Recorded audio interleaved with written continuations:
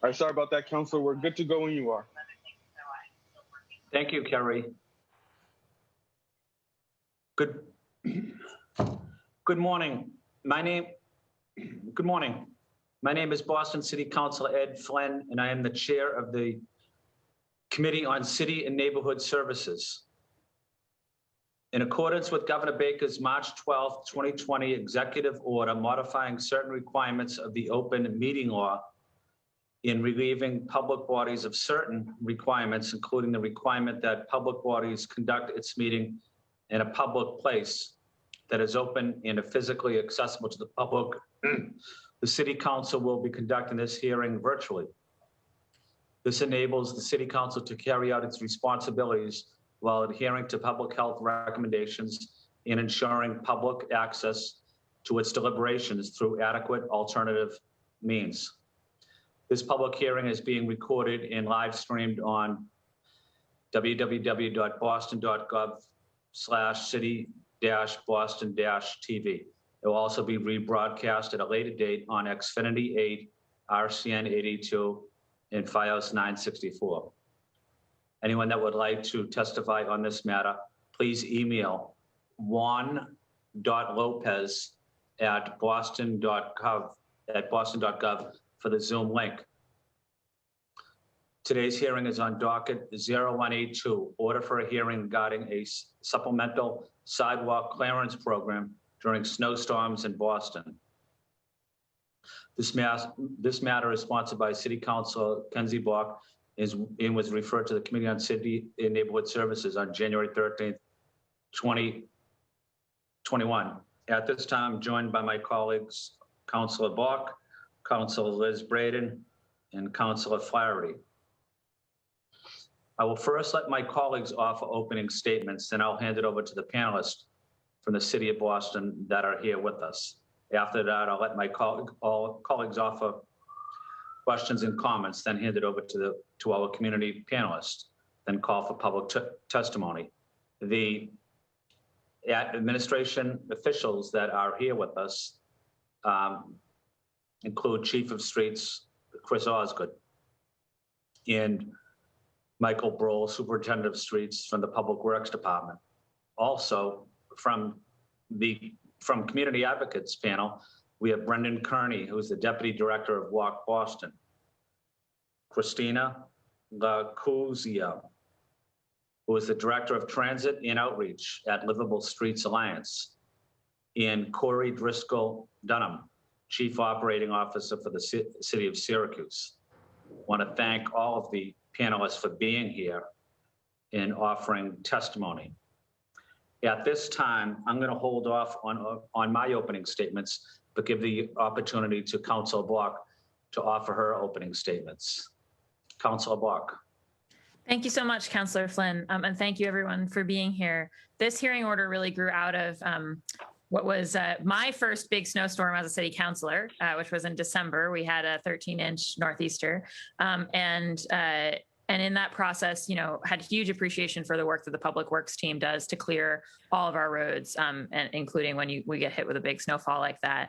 But in the days afterwards, heard a lot from pedestrians, folks who get around our city on foot and by wheel on the sidewalks. So our people with mobility scooters, with wheelchairs, with strollers, just finding that in a large storm like that, that also stays cold, where the snow sort of freezes over, the sidewalks can become impassable for our people who rely on them to get around, and had a number of constituents who felt like they were effectively housebound until the snow melted away. And so this hearing order really came out of an interest in thinking about how we could be a bit more systematic about prioritizing those pedestrian needs to get around the city, to do critical things, access groceries, visit family, go to the store, and really thinking about how our systems could be improved on that front. So as we in my office started to look around at kind of potential models, we discovered that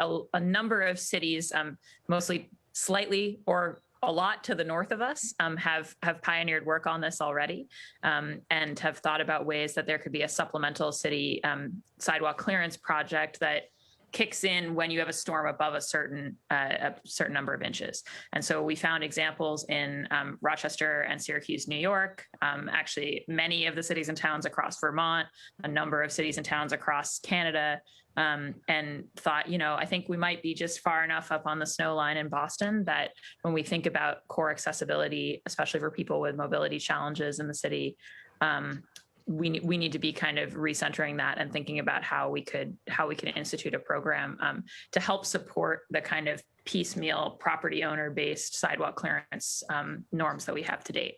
So that's what we're hoping to talk about today. I'm really grateful to Chief Osgood and Superintendent Brill and for being here from the city side and for all the work they do on snow removal. I think we're safe now, but then again, it snowed on Sunday, so I should never say that.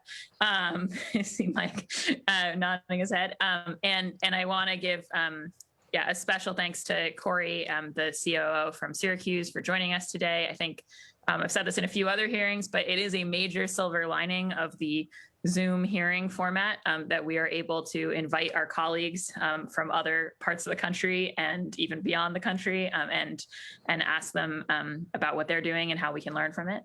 And I also want to thank Brendan from Walk Boston and Christiana from Livable Streets, folks who've been advocating for a long time for improving accessibility around the city and really recognizing the ways that, snow, amongst other things, obviously we look to improve the walking environment in all seasons, but snow in particular can really trap a lot of our Bostonians inside their homes in certain weather conditions, and we want to figure out how to move beyond that. So excited, hopeful that this can be a hearing where we learn from Syracuse and others, we hear what we're doing now, and we think about moving forward with some pilot in the future to really start tackling this in a new way. So thank you so much, Mr. Chair. Thank you. Thank you, Councilor Bach. At this time, I'd like to ask my colleagues if they would like to give brief opening statements. Before I do that, Councilor Mejia is with us at large, and Councilor Wu at large is also with us. Councilor Braden from Alston and Brighton. Thank you, Mr. Chair, and thank you for this really important hearing. I feel that there's a real need for this. Very often after a snowstorm, snow removal, thanks to the good efforts of our colleagues at DPW, they do an incredible job at clearing the roadways. And I think when we get into trouble when we come to sidewalks and crosswalks at corners, where sometimes the snowplow piles all the snow up, and it makes it really difficult for folks with a disability or using an assistive device such as a walker or a wheelchair. My background is as a physical therapist, and I know that when an elder has a fall and breaks their hip, it can be ultimately a life-threatening, in the longer term, a life-threatening situation. Despite the modern advances in orthopedic surgery, I feel that many of our frail elders, their life is greatly impacted, the quality of their life and their life expectancy is greatly impacted by that experience. I also feel we have an issue with absentee landlords in our neighborhood who are not necessarily as diligent about clearing their sidewalks and removing leaves and snow and ice from the sidewalks so that they're passable and safe for other pedestrians. And again, we have issues with the bus stops as well. Crosswalks and bus stops are the two big areas that really impact people's ability to get around and after a snowstorm. So I really look forward to the conversation, and thank you so much. Thank you, Councilor Braden. Councilor Flaherty at large. Good morning, and thank you, Chairman Flynn, for hosting the hearing, and also for the lead sponsor, Councilor Bach, for filing. My office routinely gets calls and emails about sidewalks in high traffic areas, particularly near bus stops that are not shoveled during storms, and it's probably more. The onus is probably more on the MBTA for that, but our Public Works Department does a great job on behalf of the city. Oftentimes, many calls we get are a result of different jurisdictions, in some instances, private companies, working to clear, driveways and sidewalks, and other entities at different times throughout the day or evening of a storm, and then oftentimes the city's being called in to clean up the mess, I should say. So this hearing is obviously, it's an important opportunity to explore how we could discuss efforts, particularly expanding efforts of our public works department. I know from experience, I think during the previous administration, or at least during the Joe Canavan Casaza days, I want to say we had a team of maybe 400 plus, and I'm not quite sure we have that type of manpower. So I'd be interested to hear from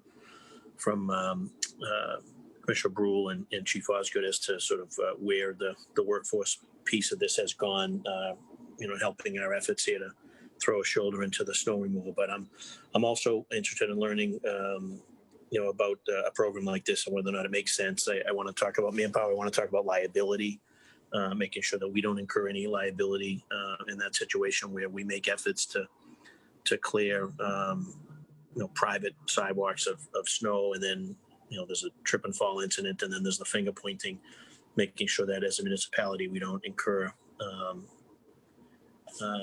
all of that litigation, if you will. So again, interesting concept. Probably something more on a sort of a seasonal / temporary job opportunity for our department, but really want to talk to the folks that do it better than anybody. And I'd like to give Commissioner Brule a shout out for the work that he did this winter during the snowstorms that we had. And hopefully, knock on wood, I don't want to jinx us, but other than this cold burst there, I'm hoping that we're out of the snow removal business until next season. But again, thank you for the work that you guys do and the team and all those unsung heroes that work in those trucks behind those plows and that are elbows and shoulders behind the shovels that we don't often see, but we know make a great difference here in the city. Thank you, Mr. Chairman. Thank you, Councilor Flaherty. At-large Councilor Julia Mejia. Yes, thank you to the chair and to the sponsor for holding this hearing. When our office first heard about this hearing, everyone had their own nightmare story about how snow removal looks like in Boston. We've seen people in wheelchairs trying to access snow-covered crosswalks, businesses being blocked out by snowbanks, and differences in sidewalk clearance from one neighborhood to another. We know that our snow remover team works incredibly hard at a moment's notice, and we really do appreciate that in their efforts to clean up our streets and sidewalks. We have an opportunity here today to make those services better so that everybody has the ability to safely walk through our streets.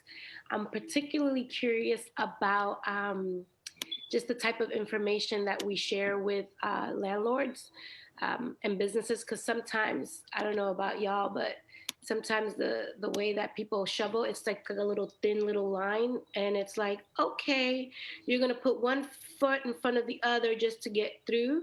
So I think that in terms of educating the public about what safe snow removal looks like, I think maybe we need to drop a graph or sorts of what that looks like, because we make a lot of assumptions that people know what snow removal is, but I have literally walked down streets and I'm like, yo, like this is really not removed. Like it's like a little slither, a line, and you're trying to walk a tightrope. And if you have a disability, it just makes it a lot harder for people. So I just really want to dig into also the educational component of it and making sure that people understand what it looks like. Thank you.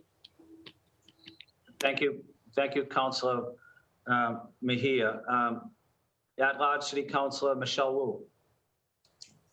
Good morning, everyone. Thank you so much to the lead sponsor and the chair for making sure this hearing happens. Now is the perfect time to have it while we are moving into hopefully a quieter phase with time for planning. And so this is, as we all know, a perennial conversation that comes up in the city, and one that has so many impacts across accessibility and our economy and the recovery as well right now. So looking forward to diving back in, really eager to make sure we're moving in an innovative and responsive direction for our residents. Thanks so much. Thank you, Councilor Wu. I would just like to, again, welcome the panelists for being here. I also wanted to highlight the incredible work our Public Works team does every year, day in and day out. They're dedicated city employees. They work extremely hard. They make our city better. We're proud of them. I've had the opportunity to work with the Public Works for almost 40 years. My father was mayor. We worked with them. Our phone number was published, and people would call us about snow removal, and we would call immediately to not to 311, but to 4500 and work with the Public Works team. But dedicated workers, dedicated employees, unsung heroes of our city. That's my first point. And my second point is I know we have a lot of young people, professionals in Boston. And, you know, going forward, I would really like to get them more involved during snowstorms in helping their neighbor, being a better neighbor. It's about shoveling your elderly neighbor's sidewalk. It's about shoveling for a person with disabilities. It's not a day off from your work. It's not about having pizza and beer and relaxing and watching a basketball game. It's about helping people. It's about giving back. So those are the 2 points I wanted to make. Having said that, let's open it up to Chief Chris Osgood for opening statements from the city administration. Chief Osgood. Thanks so much, Councillor. Thanks so much, Councillor Flynn, Councillor Bach, Councillor Breeden, Councillor Flaherty, Councillor Mejia, Councillor Wu for all of your opening comments. Thank you to the panel for being here. I do want to remind I think he froze, or maybe it's my bootleg internet. I don't know. Can everybody No, hear? I think we've lost audio. Okay, let's just wait a minute. I think he might be back on in a second.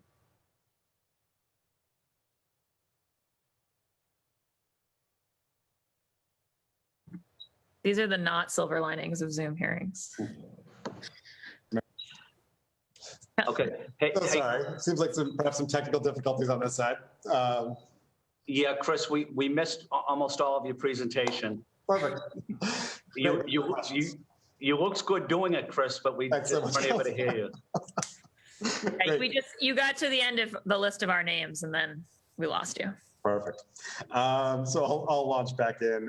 My opening remarks are actually fairly short. What Mike and I want to do, what our Superintendent of Street Operations, Mike Kroll, and I want to do was basically just provide context around what we do today and really have that be as a precursor for any future conversations and working sessions around a number of the issues which you all raised in your opening statements around who is responsible for the sidewalk, for how snow operations are funded, and for how the actual operations work. I do want to note that April 17th of last year was our last snowstorm, where we had 3 inches of snowfall. And in fact, 2020 was the shortest distance between sort of most like significant accumulating snowfalls in the city's history, where we had snowfalls in both April and October. So while I hope we are out of most of it, we're still very much focused on winter. Just quickly, first on the legal side, I'm going to talk budget side and then the operational side. On the legal side, this gets in some ways to Councillor Flaherty's points.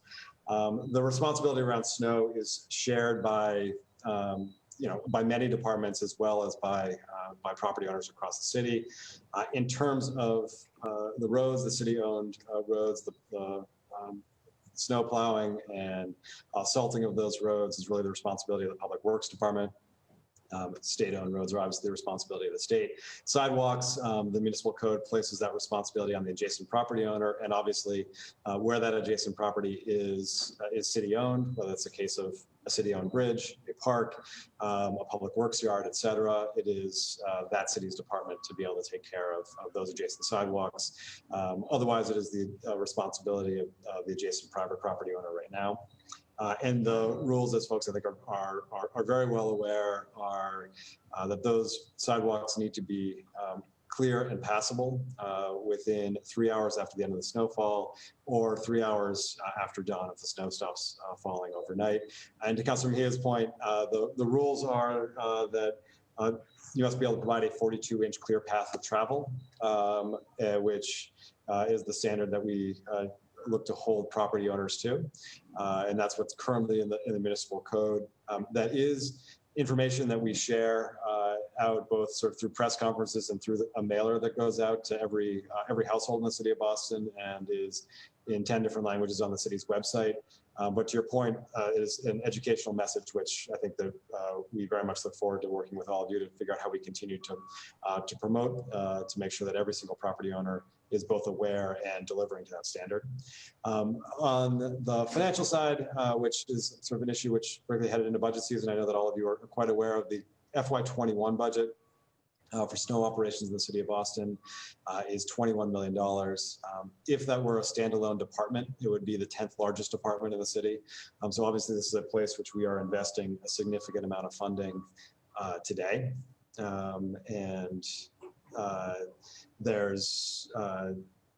That funding is both for public works to be able to take care of the streets, as well as for city departments to be able to take care of sidewalks adjacent to their properties. Contracts for things like our school department, Department of Neighborhood Development, et cetera. Operationally, as has been referenced during the course of this call, the Public Works Department really through first and foremost what is today a workforce of 150 people in the Highway Operations Division, really focuses on plowing the roads, salting the roads. That work is then supplemented through 15 contracts geographically spread throughout the entire city, which allow us for our most significant snowstorms, the type that Councillor Bach referenced, like the December snowstorm we had in 2020, where about 13 inches of snow fell. We can ramp up to around 750 to 800 pieces of equipment across the entire city. And as I think members of the council are well aware and have supported through previous budget efforts, we have sort of expanded that set of snow equipment to be able to also address some of the new pieces of infrastructure we're putting into our roadways, most specifically our network of protected bike lane infrastructure that we've installed, and so added new pieces of equipment to be able to sort of directly ensure that those protected bike lanes are free and clear of snow following snowstorms.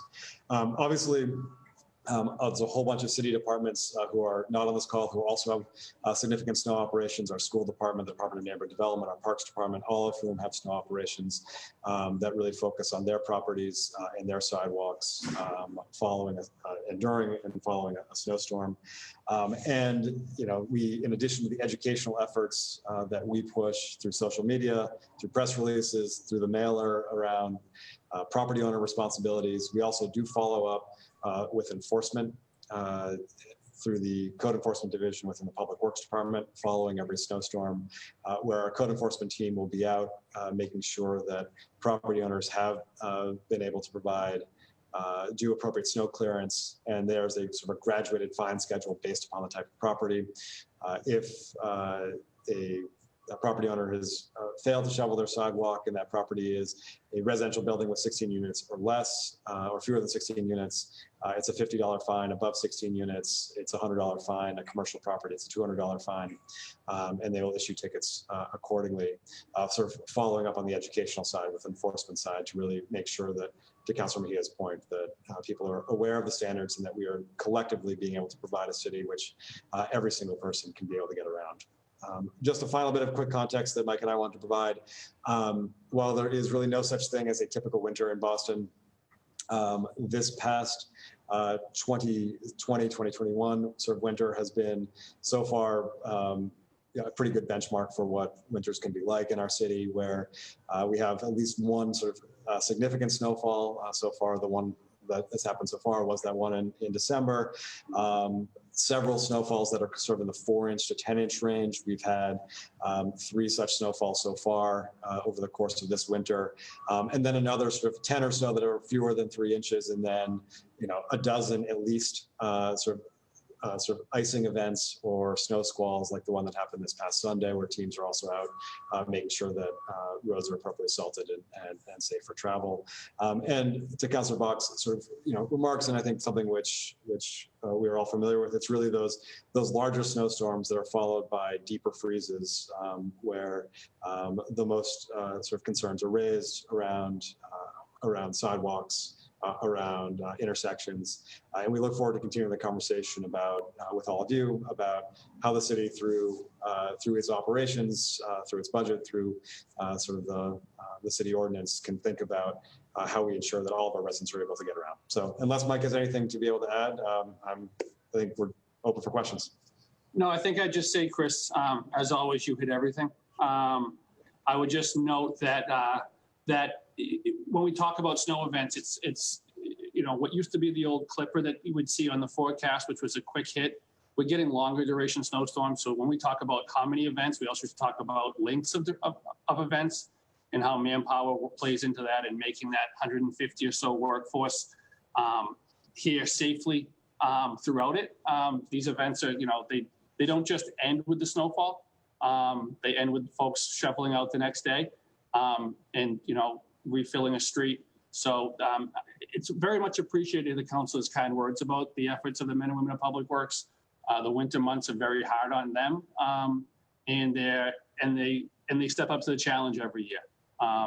And that challenge is just growing with the network of bike lanes that the chief has mentioned, and looking forward to hearing what ideas we have that are coming from neighboring towns or cities or states, and how the city as a whole can kind of look at always providing the best service we can provide safely. Thanks, Chief.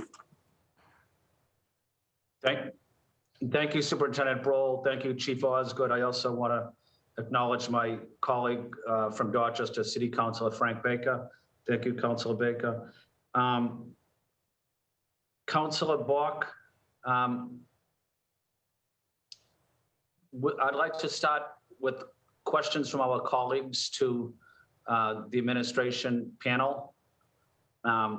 Would you like to start first, Councilor Bach? Sure. I'll just ask a couple of quick questions. And thank you so much for all of that. And just want to emphasize how much we appreciate the work that gets done on this already. And I am mindful of kind of, the challenge of adding another territory, right, which is the sidewalk territory.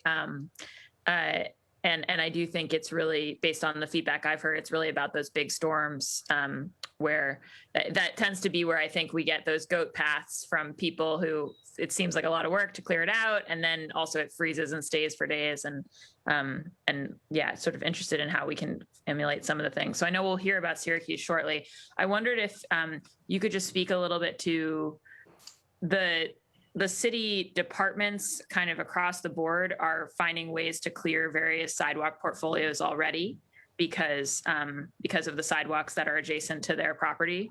So I wonder if you could speak, obviously from Public Works' perspective, the ones that you're responsible for, but also kind of what about what BPS is doing and parks and such, kind of what types of equipment we use already for clearing significant sidewalk portfolios.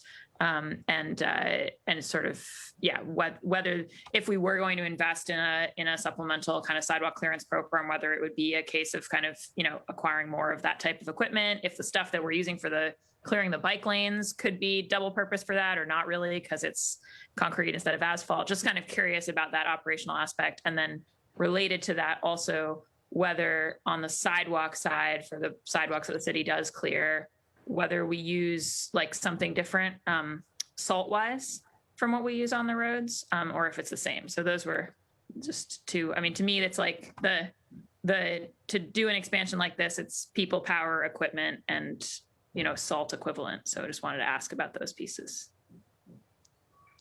Mike, do you want to talk Public Works, the sort of yard and bridge? Sure. So where we do step onto a sidewalk, it's a bridge deck. So there's the total portfolio of bridges across the city. We own some, the MBTA owns some, and MassDOT owns some. We've actually worked out and it wasn't we, it's previous administration worked out an operation where each of these three agencies have a different area of the city. So we've got an area where we clear whether we own that bridge or not. MBTA will have a different section of the city and MassDOT as well. So that's one section of sidewalks that we clear. We also clear sidewalks abutting any one of our 8 district yards. So that's, for folks out there, that's the Highland Street yard, that's the Dana Ave yard, the Western Ave yard, and the like. So we clear those to city code. If you listen to the Public Works radio throughout a snowstorm, people who are working very hard in the street are often reminded by people like me to make sure that they're hitting their sidewalks.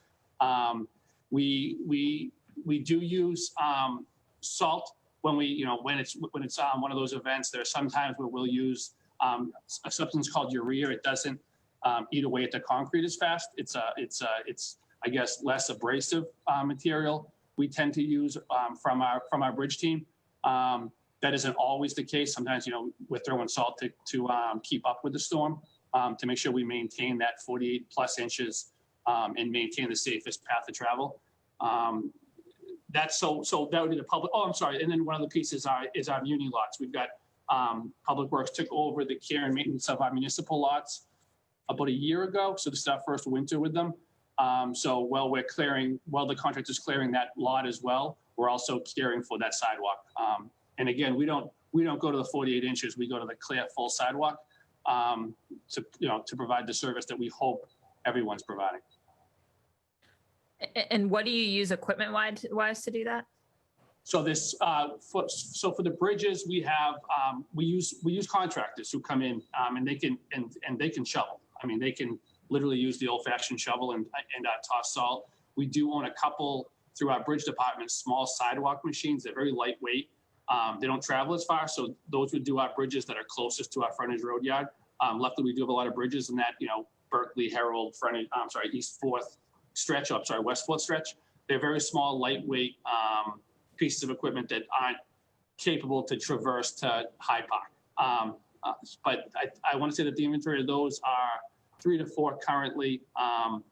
But again, a lot of it's shovel. A lot of it is to our bridge superintendent has a contracts out with small landscaping companies that will go the old method to clear the sidewalks on those bridges. And then in the muni lots, the contractors there will use shovels where they have to on the smaller. There's a lot on Center Street that's got a real small across from the school, the real small sidewalk. They got to go shovel there. When they can use their larger piece of snow blowers, they'll actually use those. It's really everything's dependent on what they have and then what that asset looks like for access. Mm-hmm. And the last question for me is just because I have more questions once we hear from Syracuse, but what is there a map for you guys sort of like no man's lands? One thing that's come up, for instance, in Kenmore Square in my district, there's an island that you have to step onto to cross a part of the square, but it's floating out. It's not in front of anybody's property. And so nobody clears it. But if it's blocked, it's impossible for a pedestrian to get through the square. And that one has come to my attention. I'm the district counselor for that neck of the woods, but I wondered sort of like, do those types of things land to Public Works? Do you guys keep some kind of list of those type of things? How do you handle them? So Councilor Bach, you've got a few of those. You've got some in that, with the old Champions restaurant is down near the hotels and the backside of the Prue. You've got a couple of those. So we utilize PIC and the brains down there who have all the planning and who owns what readily available. A lot of our folks from the field will reach out to Todd Liming, and we get then we get that base of knowledge, and we know it's nobody's or it's the T's or it's a MassDOT thing above that that exit that ramp going down there behind the Prue Mall. Anyways, that's our one of them. So that if those become part of our inventory by way of post-storm, we don't own it, but multiple 311 cases, we're like Pavlov's dog in a way. The bell gets rung, and if no one owns it, we got to address it. So that's how we come to know those spots and then know them redundantly. Got it. And sorry, Mr. Chairman, I said it was my last one, but my one other is just what is the current department policy on like piling snow into the crosswalk path? Because that's, I think, one of the major things we hear is in clearing the street, the way clear to the crosswalk gets blocked. We certainly have no policy stating pile snow into crosswalks. So that's the fresh answer. But in reality, these folks are pushing snow. We've got an 800 piece equipment snowstorm like the December one, rightfully so.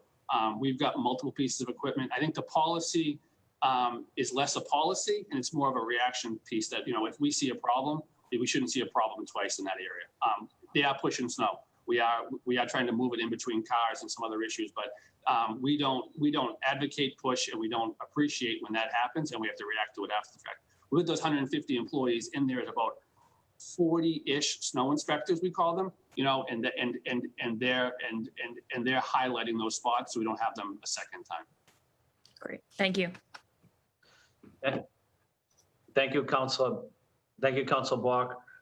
Councilor Braden, you have any questions for our panel? Thank you. Yes. Again,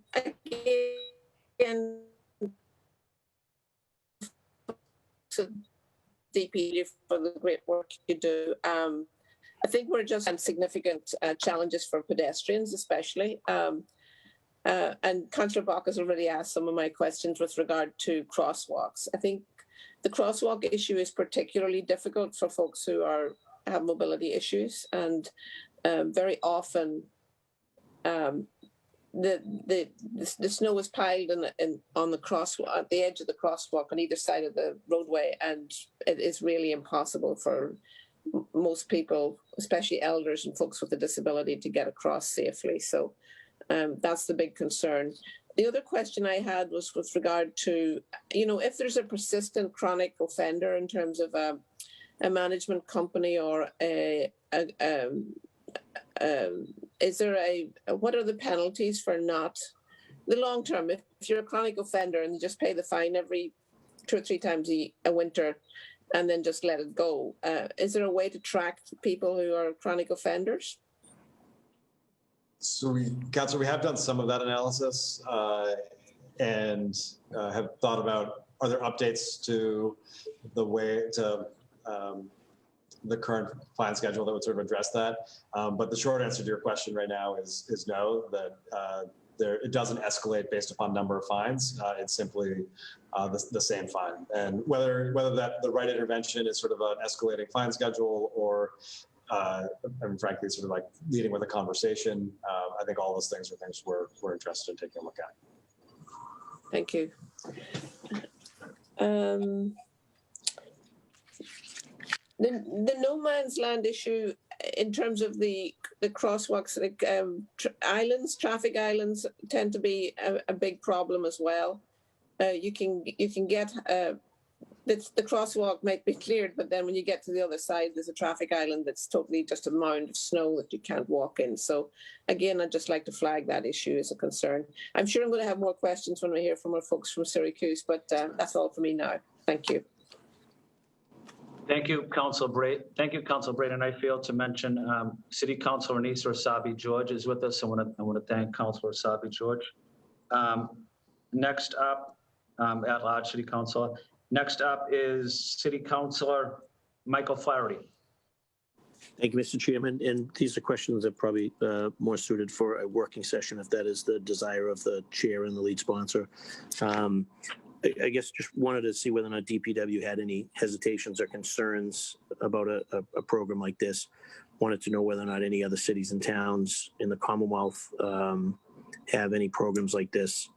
And then obviously want to know, get DPW's perspective on what a potential budget for a program like this would look like in terms of the costs associated with it, and then flush out some of the liability issues. I'm assuming that would have to be careful around the code as to whether or not if we made changes to the code that might open us up to some liability. So I think the language would obviously, and again, this may be more appropriate for a working session if the chair and sponsor see fit. But those are that's where I'm at, is whether or not they have any hesitations.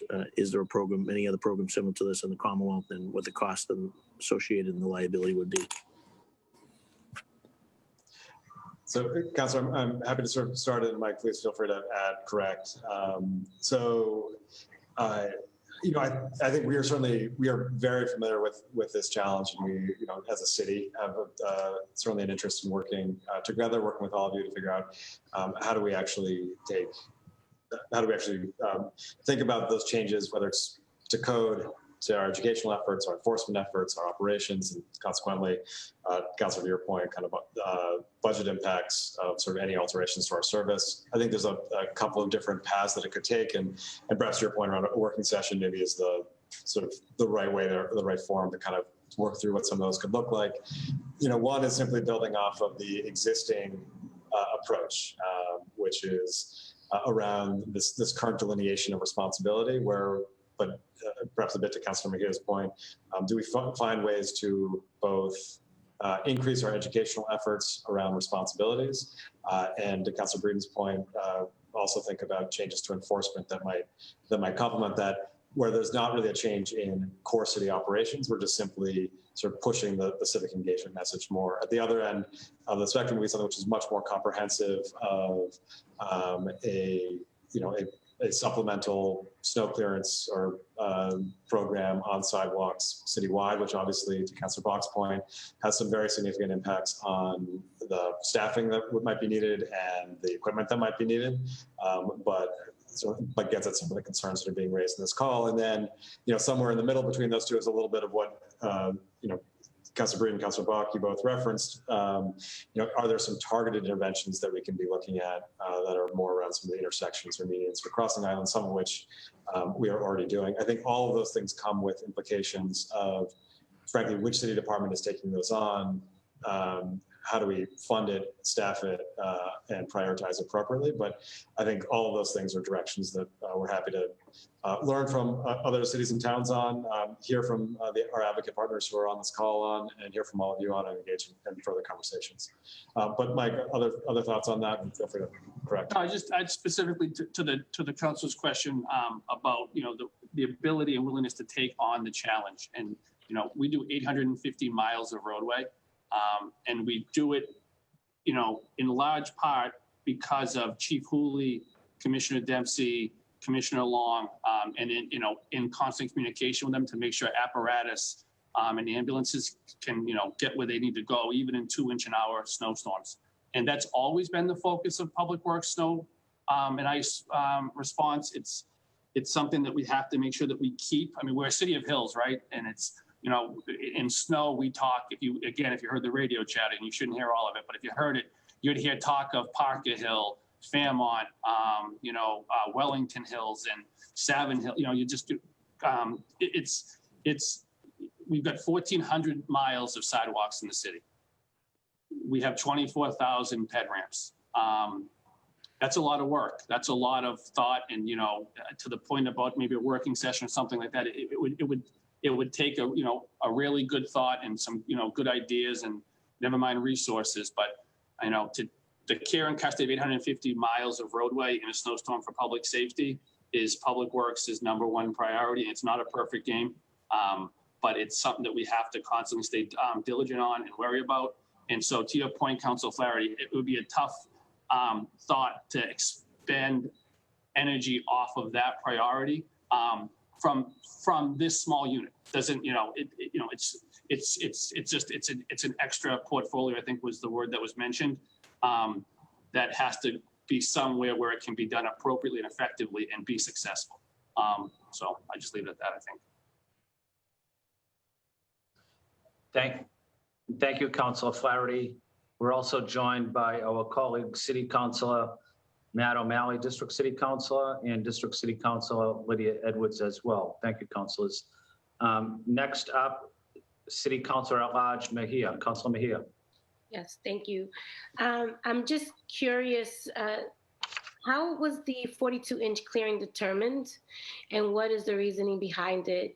Do we know if that's the standard in other cities? And I'm also curious, how does the city connect with local community organizations, main streets, civic associations, et cetera, to inform them about how the city of Boston is addressing snow removal? Going back to the question around like that community engagement and education, I think that partnering up with some of these local organizations might be a good way. And I think 42 inches, it might be helpful for us to kind of show a visual of what that looks like, because I'll Google it and show me a graph of what that looks like. So I think that it goes back again to my point around understanding information and really being explicit about what that looks like through visuals might be a really great way to show what a properly cleared out situation looks like. So that's just something I just wanted to just add and share with you all. And then I'm just curious if the MBTA or other state-owned property that is not properly shoveled, how does the city bring that to the state's attention? What kind of like, was there accountability for what that looks like on the state level?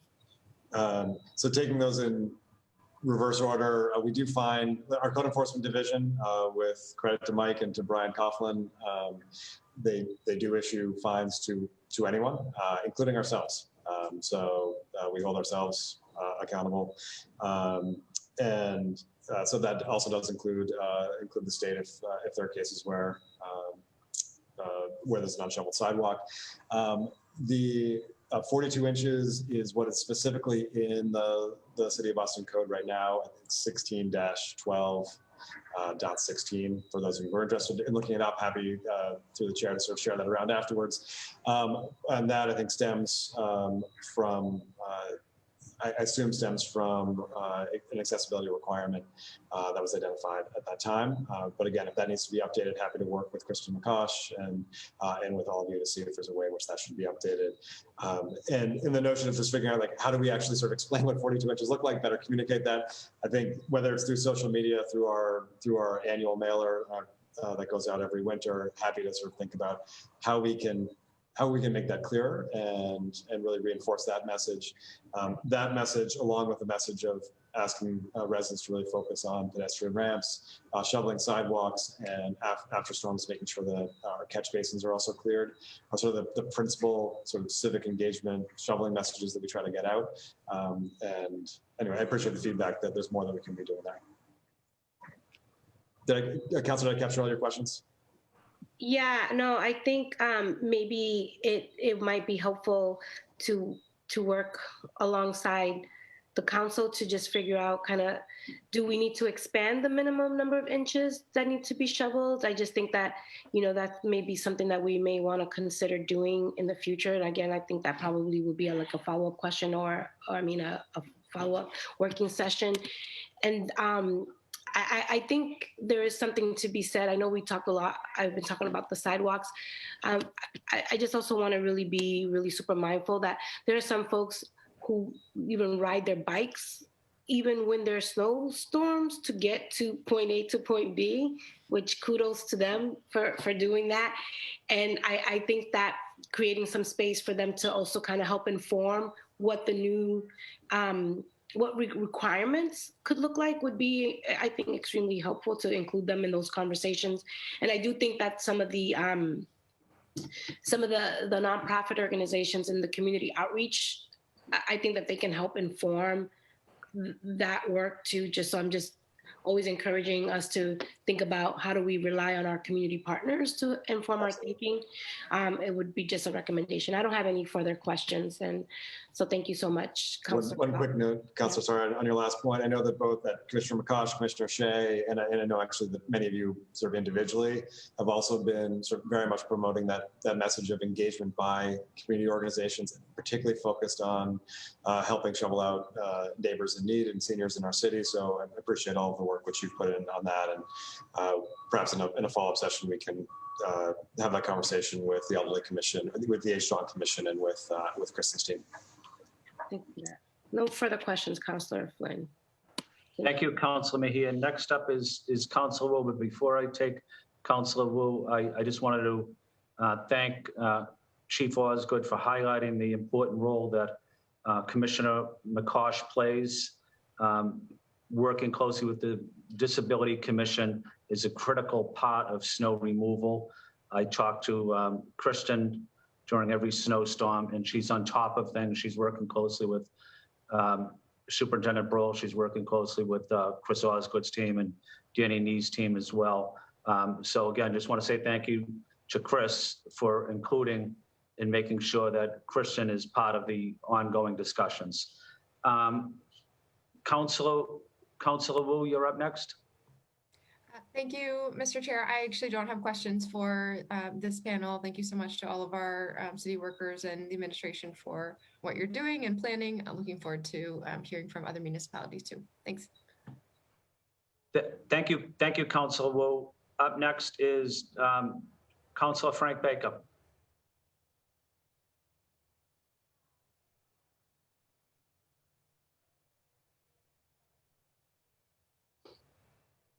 We'll go back to Frank.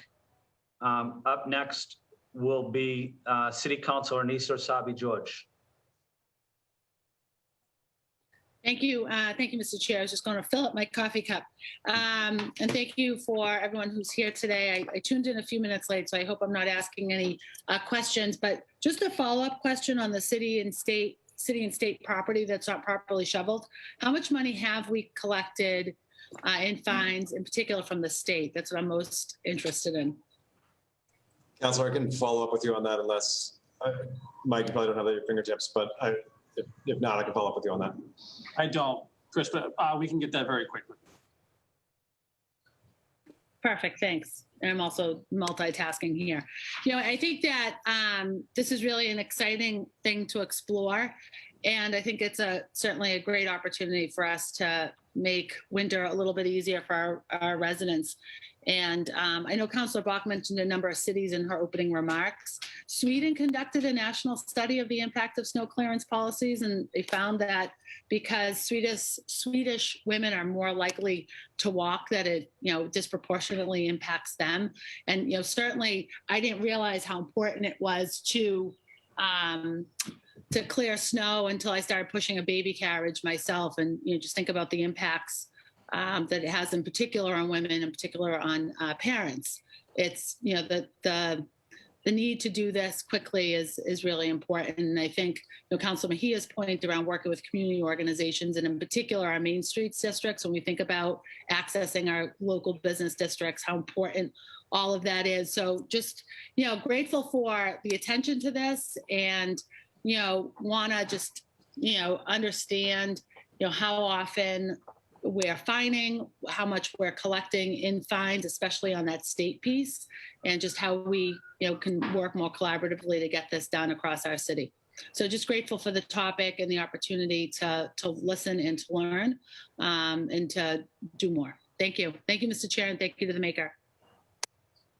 Thank you, Councilor Sabi George. Next up is City Councilor Matt O'Malley. But before I go to Matt, I just wanted to give a City Council shout out to Matt Walsh, Brandon Turner, and Sean McLaughlin for excellent work as well. I failed to mention them.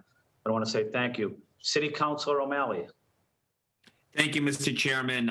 Good morning, ladies and gentlemen. I apologize. I was joining this Zoom call a little bit late. Obviously, want to thank the maker, Councilor Bach, for her leadership here.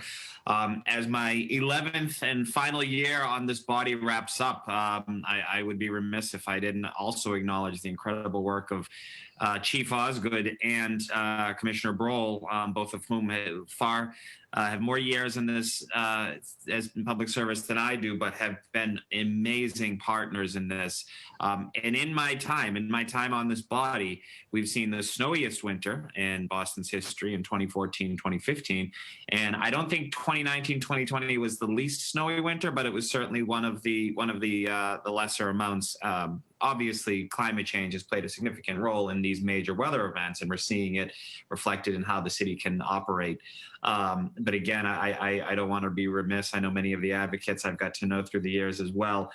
We go back to that 2014, 2015 winter, when in the month of February of 15, I think we got something like 20 times the average amount of snow, and it had snowed something like 23 out of 28 days. And it was difficult, but I think the men and women of the Boston Public Works Department have just always served with honor and distinction. And I would be remiss if I didn't mention Freddie Mycroft, who I affectionately refer to as my big brother from District 6, who has done yeoman's work for many, many years. So we are all grateful of that. Looking at ways that we can even improve upon is obviously a worthwhile and important conversation to have. This is something we've been talking about for many, many years. I started the hydrant program for our Boston's youth, which has been enormously successful. I don't know the exact number because we have many repeat customers, but there have been hundreds, if not more than 1,000 hydrants dug out over the last several years. As well as working with some of our non-partnerships. You correctly mentioned Commissioner McCosh Councillor Flynn or Chairman Flynn, also looking at Commissioner Shane, the Elderly Commission. We partnered with organizations like Age Well, West Roxbury to try to create some partnerships. I know my staff's been out there helping some of our older neighbors as well, and great volunteer organizations like obviously Walk Boston, but Walk Up Rosendale and so many others that literally are out there. So we know this is a collaborative effort in any way that we can support the efforts and bolster the efforts. We also know there's a price associated with it. And as I mentioned, the snowfall can be inconsistent. So it's somewhat difficult to budget for this, but obviously it's a worthwhile expenditure to make sure that we can have the programs and the support. Having said all this, I know that we're going to hear from some panels from Syracuse and others, so this is more of a statement than a question. But suffice it to say, Chief Osgood, and as you sort of transition in your new role next week, a driving factor of my final budget on this body is going to make sure that our public works departments have the resources that they need. We anticipate this is going to be a lean budget, but we know going forward that we need to make sure the resources are there to you, Chief Brohl, and the men and women who work in public works. Thank you for a job well done. Thank you for the advocates for your tireless work, and thank you for my colleagues for your leadership. That's all. Thank you. Thank you, Councilor O'Malley, and thank you for your incredible leadership on this important issue and getting young people involved in that shoveling out the hydrant program, working with the fire department. That's what this city's all about, is working together. Boston works best when we work together. So thank you, Councilor O'Malley. Councilor Baker?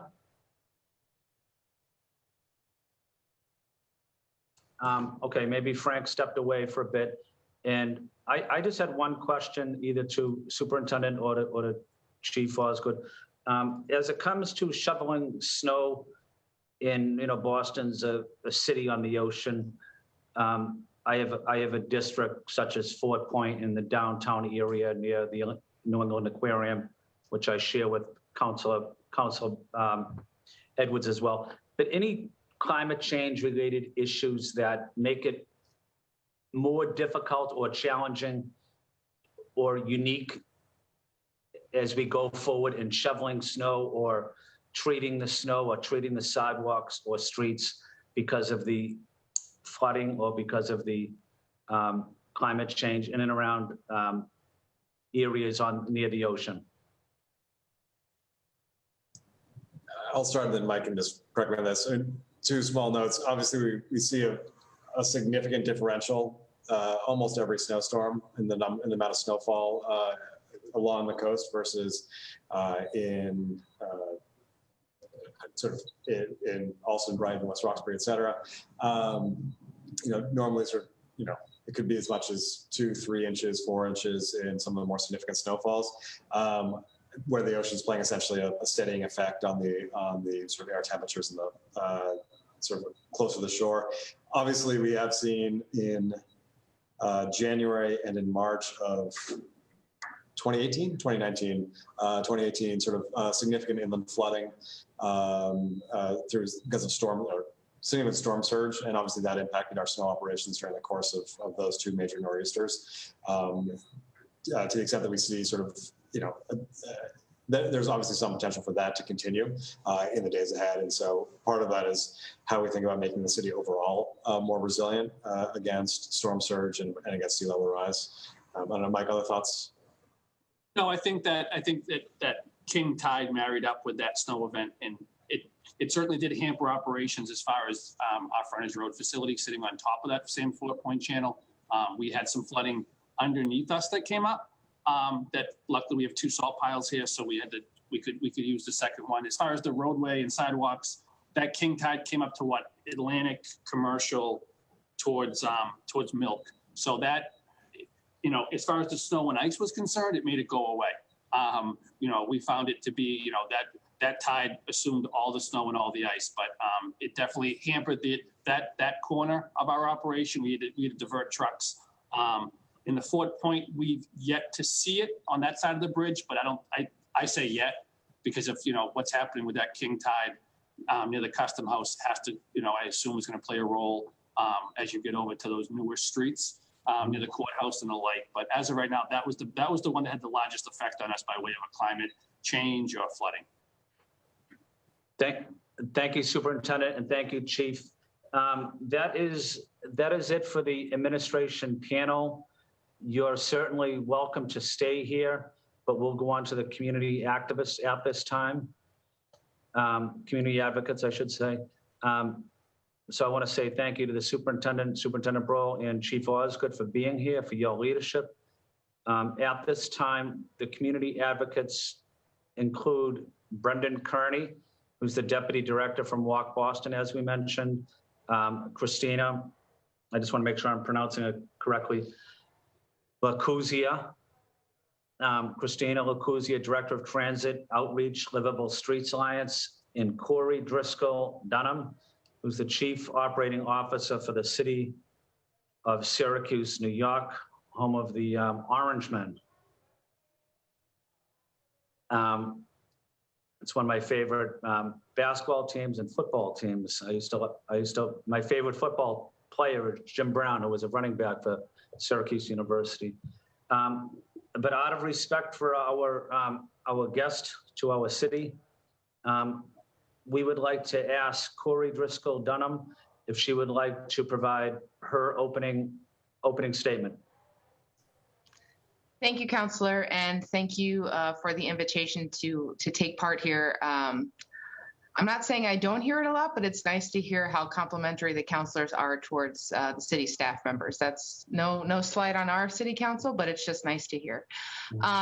So I'm Corey Driscoll Dunham. I'm the Chief Operating Officer for the City of Syracuse. I promise not to be more than a few minutes, but I do have slides if that's okay to share. Okay.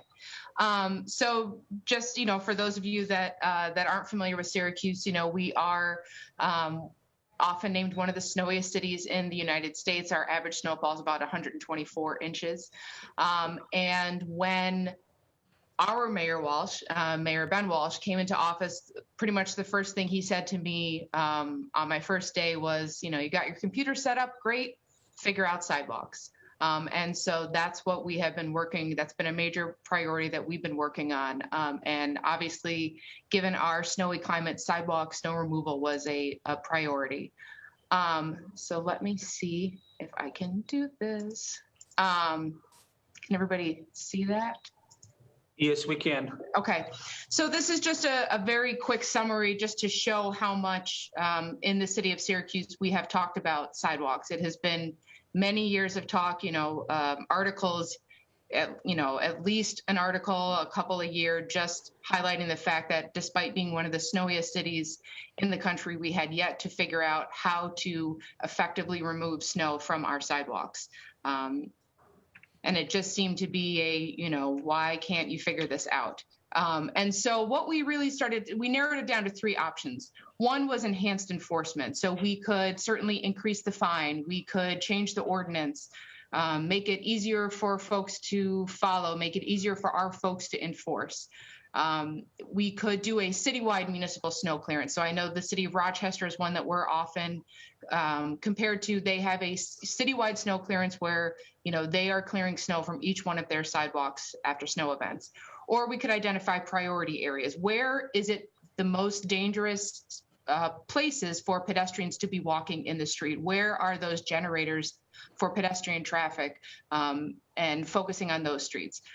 I spent about 3.5 years of my career in code enforcement, and code enforcement is great at documenting the issue, but in terms of snow clearance, code enforcement, at least for the city of Syracuse, doesn't get the house painted. It documents that the house needs to be painted. It might initiate the fines for not painting that house, but it doesn't actually go out there and paint the house. And our priority with this program was to clear the sidewalks, not necessarily to, it's also staff intensive. Again, these are for Syracuse's resources to have someone take the call that the sidewalk hasn't been cleared, send out the inspector, do the inspection, issue the ticket, follow up on the ticket, follow up to see whether or not somebody has cleared it, engage with the property owner. It's very resource heavy, and certainly it does work in other municipalities, but for our municipality, it just didn't seem to make sense because we wanted to just get the sidewalks cleared.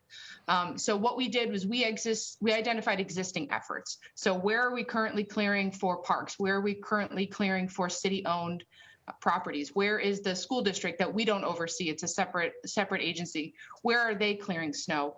We have a downtown committee where the downtown property owners pay into an assessment, and that agency clears the sidewalks for downtown. So that area was covered.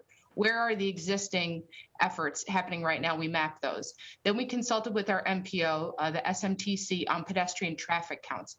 Where are those principal arterials? Where is the highest demand for pedestrian traffic? We really sort of identified we're not going to be able to go from 0 to 100 in 1 year. We're not going to be able to clear all of our sidewalks in 1 year. And so what we decided to do was focus on those priority areas and found out where those gaps are. If there was a block in between where the downtown committee was clearing and a park, we tried to fill in that gap so there would be a continuous cleared sidewalk.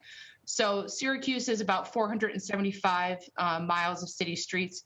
The journey of 1,000 miles starts with a single step. So we scaled it to a place that we thought, both in terms of size, but also in terms of resources, we would be able to handle. So we identified 20 miles of city streets, not necessarily where the most people were walking, but where it was most dangerous for people to be walking in the street. So it took into account vehicular traffic and other, the topography of the street, the character of the street, so that we were targeting, where it was most dangerous for people to be walking in the street. So that's what we did the first winter. The second winter, we doubled it to 38 miles. So that's 20 miles of city streets. That's generally 40 miles of sidewalks. So 38 miles of city streets, we were clearing about 76 miles of sidewalks.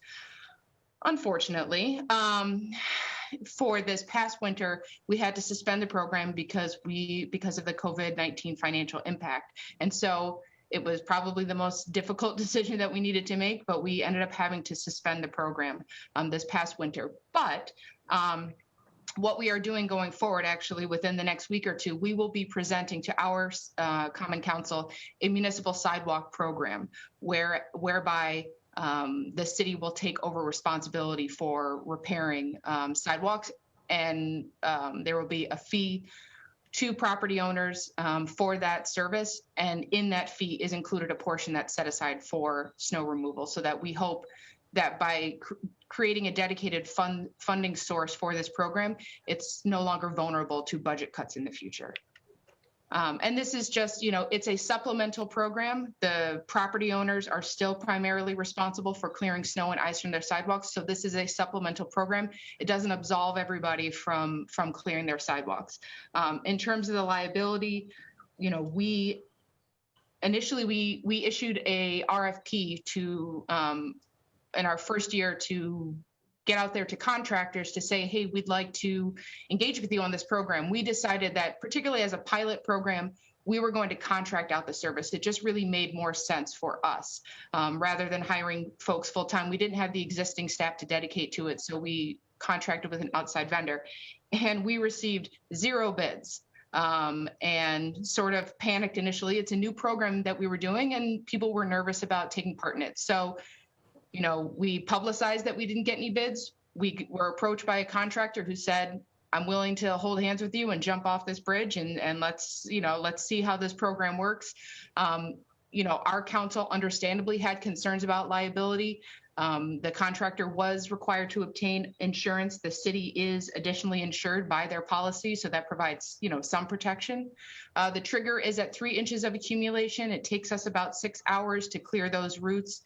We prioritize 7 in the morning, 5 or 6 o'clock at night to try and make sure that we're spreading it out. The pink on this map are the initial routes of the first year. The blue are the expanded routes.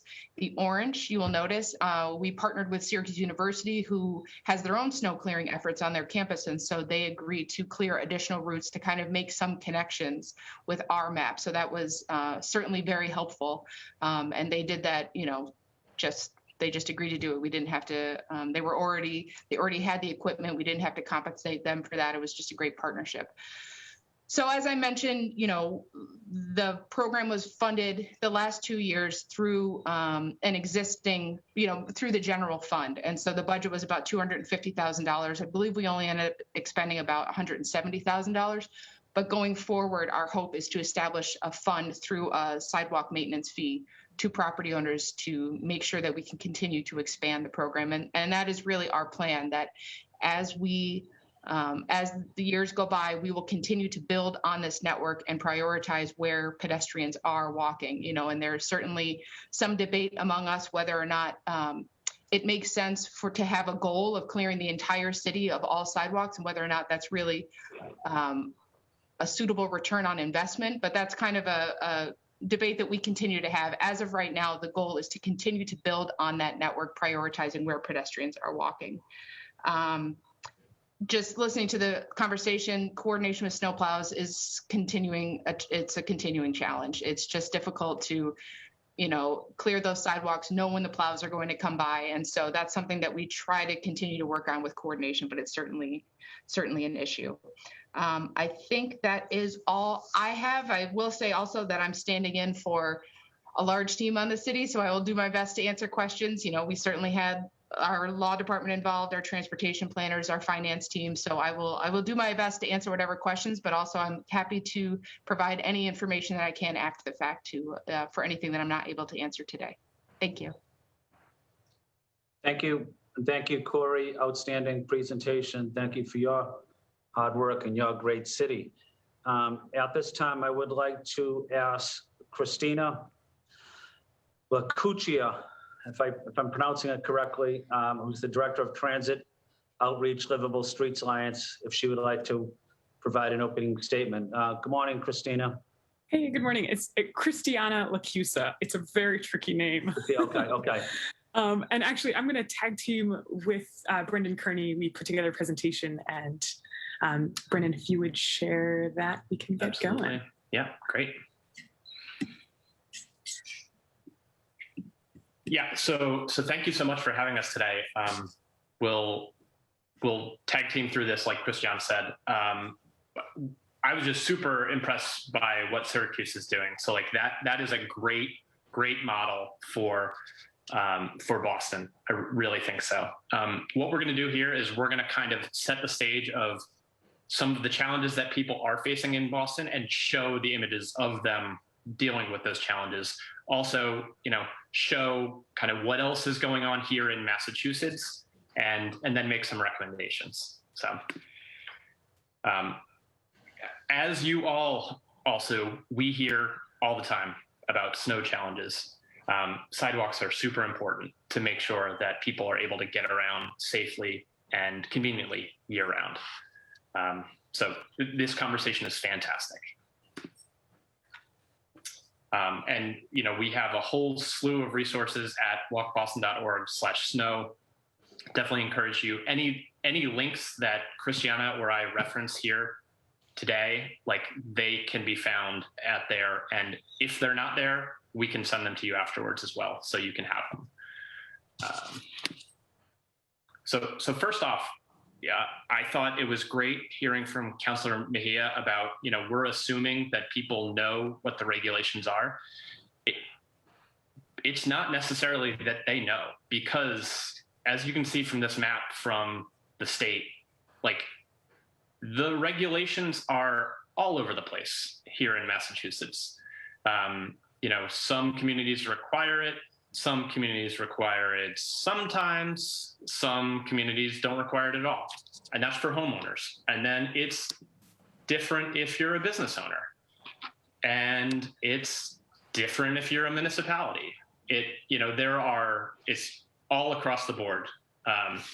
There were a couple questions about communities that do snow clearance. Cambridge has been expanding their program, much like Syracuse. Cities like Framingham, they do limited snow clearance. Newton has started doing limited snow clearance. So there are definitely examples just here in Massachusetts as well. And, jurisdictions came up.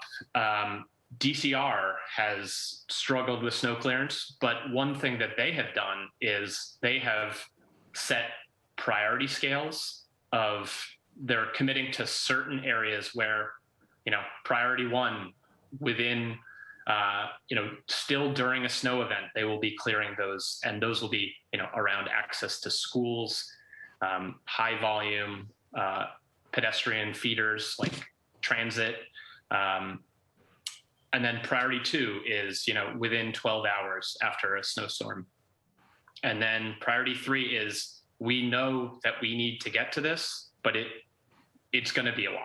So that was done in collaboration with a number of advocates after some of the big snowstorms before that snowstorm of 2014, 2015. Because I think it was the year before there were some challenging areas on DCR properties. And they brought people to the table and they said, tell us, we have a budget that we can't do everything. We understand that. Like, where can we work to make things better?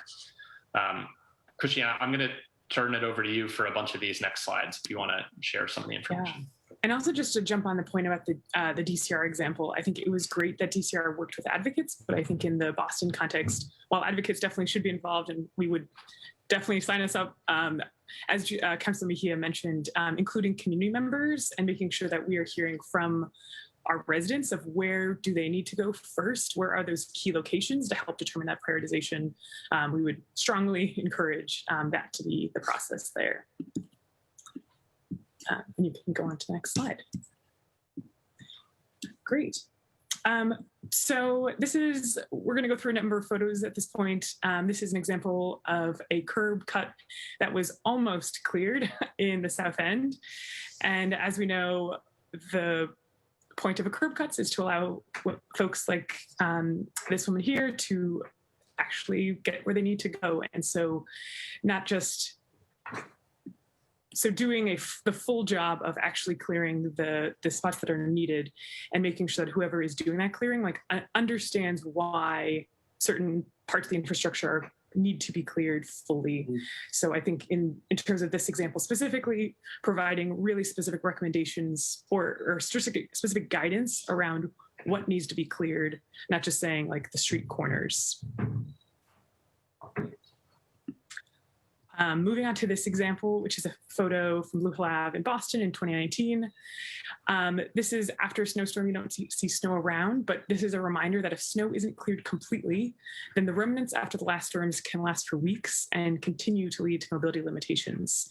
So in this example, this woman was she's going backwards down over this curb to get across the street, which for me taking this photo did not look very comfortable and was not how you would want to move around.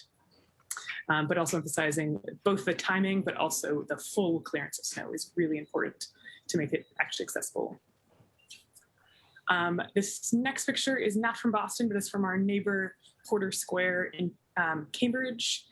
And what we're trying to show in this photo, not quite shown, is the Porter Square T-stop. And so when you have these blocked curb ramps and high snowbanks that are blocking access to the crosswalk to get to the transit stop, we aren't allowing people to get around in all the ways that they need to be. And then going on to the next photo here, this is Pearl Street in Malden. And similarly, you can see that there was, if you look straight in this photo, there's continuous snow that blocks the sidewalk there. And so these transition points, I know Corey had mentioned this in her example, that if you just have a short stretch that's missed from being cleared, then the whole section is not really accessible. So in this case, you're now having to go off a curb. There's no curb ramp because it's mid-block, and you're having to walk into the street instead of continuing on the sidewalk.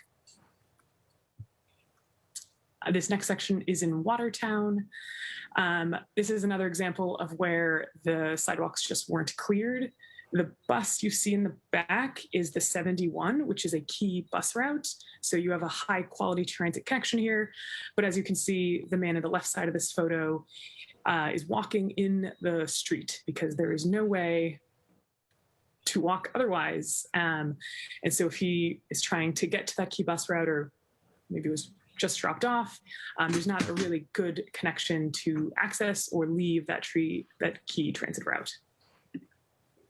I think this next example was specifically mentioned by in the comments earlier, but this is, one of those mid islands in the Back Bay. This is back behind the Pru. It's one of those no man's lands. And as you can see, it's heavily traveled.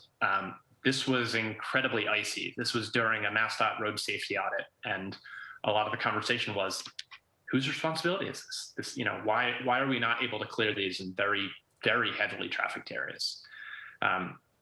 Another example, this is from Worcester, but there are places like this all over Boston. It's that change of jurisdiction. Like, this is around highway on and off ramps. So, you know, all of a sudden it changes to MassDOT jurisdiction. And then immediately on the other side, it goes back to City of Worcester and neighborhood streets. So there are just these connections that are really, really limiting the safety and accessibility for people walking. And, you know, example here, like, this is a great example of new infrastructure that is being cleared for people biking. Like, this is the Watertown Greenway. Right alongside it is a sidewalk. So it's a pretty wide right of way. But during the winter, the partner that they have clearing it only clears the bikeway. So that's fine as long as people understand that people are going to walk here. As you say, they did a great job clearing the bus stops. So, like, these, we just need to be clear about, you know, what the expectations are during the winter, and, you know, how users will use the facilities. This is my favorite and / most hated photo. This is, you know, a photo of an intersection in Worcester where you need to push that button in order to cross the street here. However, you can't get to that button. I was barely able to get to it, and I'm 6'3". If you were using a wheelchair, if you were not 6'3" and willing to lean way across, like, there's no way you're getting across the street because the signals aren't automatic. So this, you know, coincides with another one of Walk Boston's main priorities, is how do we get more of our signals working for pedestrians, automating these signals so there's a signal cycle every cycle. Christiane, I'll turn this over to you. Great. So a couple of key takeaways, and then we'll go into some of our recommendations. So as we saw from all the maps at the beginning, we really can't assume that residents know the policy. It is unclear. And although there are lots of really great communication efforts that Chief Osgood had mentioned, it's still, especially if you're new to town, and we know that Boston is a high turnover city. There are lots and lots of students and new people who are moving in every year. And so it's hard to keep up. And then secondly, an age-friendly community requires year-round mobility. And as the city of Boston is an age-friendly community, we do have a requirement. We made an agreement that we're going to do this. And so we need to keep up our end of the bargain. And then a municipal clearing can create safe walking corridors to connect residents to transit and business districts. I think, as we saw, you know, lots of people, everyone's a pedestrian at some point in their travel, but some people really rely on being able to walk or roll to where they need to get, whether it's to transit or to other key destinations. So supporting that mobility is important. And then lastly, as we saw from many of the photos, curb ramps really need to be cleared. It's next to impossible it's also extra difficult for property owners when snow is plowed onto the corners, as it often is, because it's a good large space to pile snow, but it makes it really hard for individual property owners to clear it. It's oftentimes feet of height, and because it's been plowed, it's usually a little bit more packed together, so it's even more challenging. Both doing it is important, but also municipal support is also important here as well. Yeah, and you know, here are some of our recommendations. Like, it would be great if there's, you know, that publicly available map where, you know, what happens in Boston, like what's our prioritization? What do we hold? Like, we're committing to saying, yes, these are the areas we're clearing, and here's the map that shows that. Because we hear a lot of the times from people in neighborhoods all across Boston, you know, we don't know why this isn't cleared, and we're actually not sure who's supposed to clear it. So, you know, that would be great if there's something out there similar to that DCR map. You know, aligning road clearance and sidewalk clearance timelines. It's a huge frustration for people when they see plows go by numerous times down their street and the sidewalk gets left untouched for hours, days, etc. It would be great to see plowing contracts and RFPs to include pedestrian area clearance.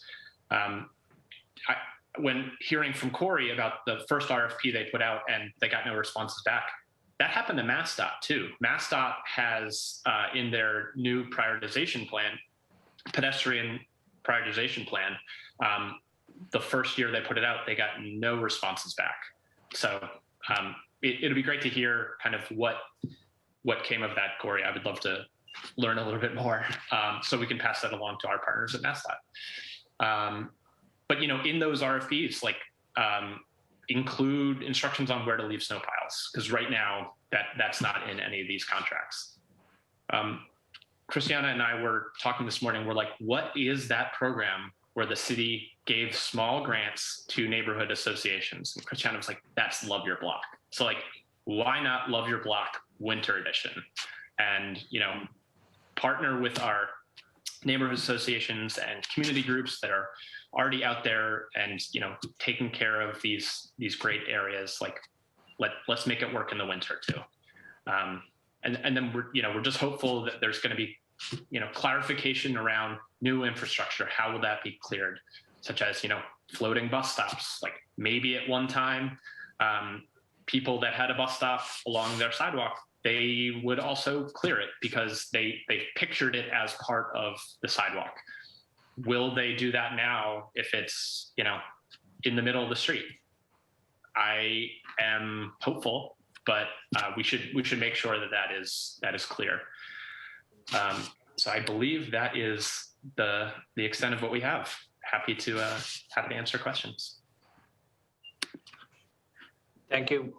Thank you, Christiana, and thank you to Brendan. Excellent presentations. Before we go to questions from my colleagues, I'd like to ask Councilor Block if she would like to introduce or recognize a constituent that might be calling in from a telephone call. Yes, thank you so much, Councilor Flynn. Give me just 30 seconds. I have a constituent who lives on the back of the hill in Mission Hill and has struggled with this issue quite a lot and wanted to weigh in but doesn't have access to a computer. So we're going to try it the semi-old-fashioned way.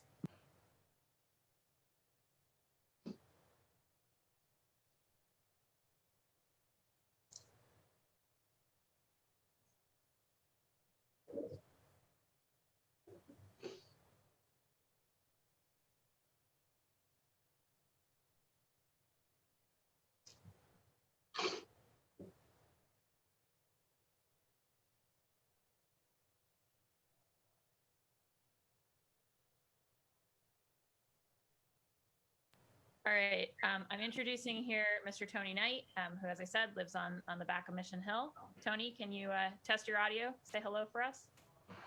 Hello. How are you? Good. Always fun this morning. Tony, we can hear you. It's good to be with you. Thank you for calling in. And you have the floor, Tony. At least in my area, which is around Mission Hill, back of the hill kind of area, which is across from the VA hospital. We have a terrible problem because there doesn't seem to be any real strategy on how to, attack sort of snow storms when we have them, and it creates unsafe situations for elders, for people in wheelchairs, and for pedestrians in general. I generally, because I'm in a wheelchair and I have cerebral palsy, I have a terrible problem with snow and ice being packed on top of the curbs that are designated for you to use the crosswalks to go back and forth safely so you don't get hit by traffic. And a lot of the times when the plows come through to clear the streets of the snow and the ice, what happens is the snow and the ice pushes up against the sidewalks, and it blocks not only the sidewalks, but it also blocks the curbs. And the curbs are what we use to, as I say, get back and forth using crosswalks, and it's nearly impossible to use the curbs when we have snowstorms. Thank you, Tony. I really appreciate you sharing that with all of us. Tony had reached out to my office, and his experience. This was very similar, Tony, to what we've been hearing about from all the advocates, and we're hearing from Syracuse about a program they've got to clear a bunch more of these sidewalks more regularly. So really appreciate you testifying today. Okay, my pleasure. Thank you, Tony, and thank you, Tony. I know the area very well.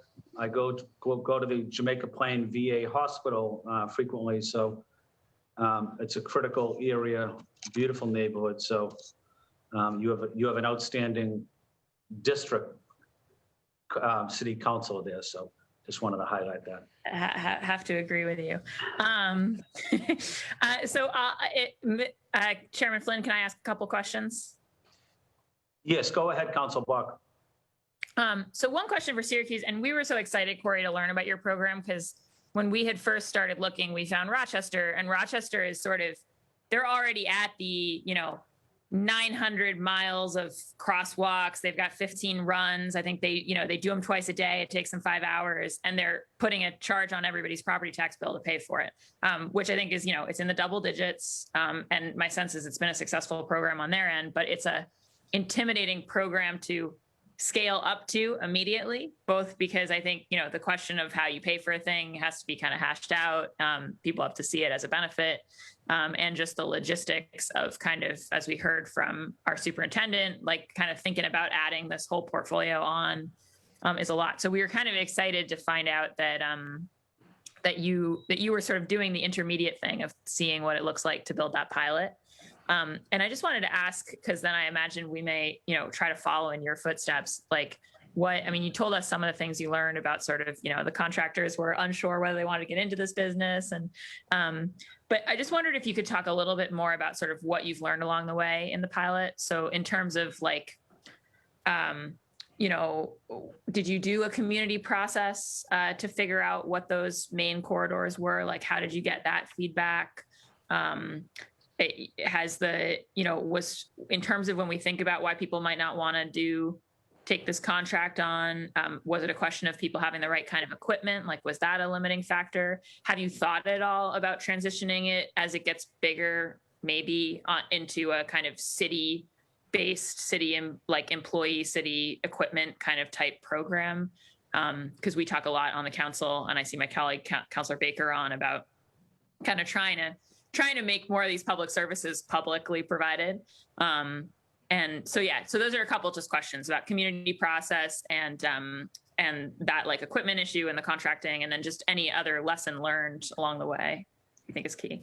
Sure. Thank you, Counselor. So I think, what we have learned through this program, which is helping to inform our proposed municipal sidewalk program, is for us at least, that data drives all. So by working with a third party, our MPO, that made the routes data driven. They were defendable because we certainly got feedback from neighborhoods to say, well, why is this road on there but not this road? Or, we have a road, Euclid Avenue, that is, I think, one of the most highly pedestrian traveled areas in the county.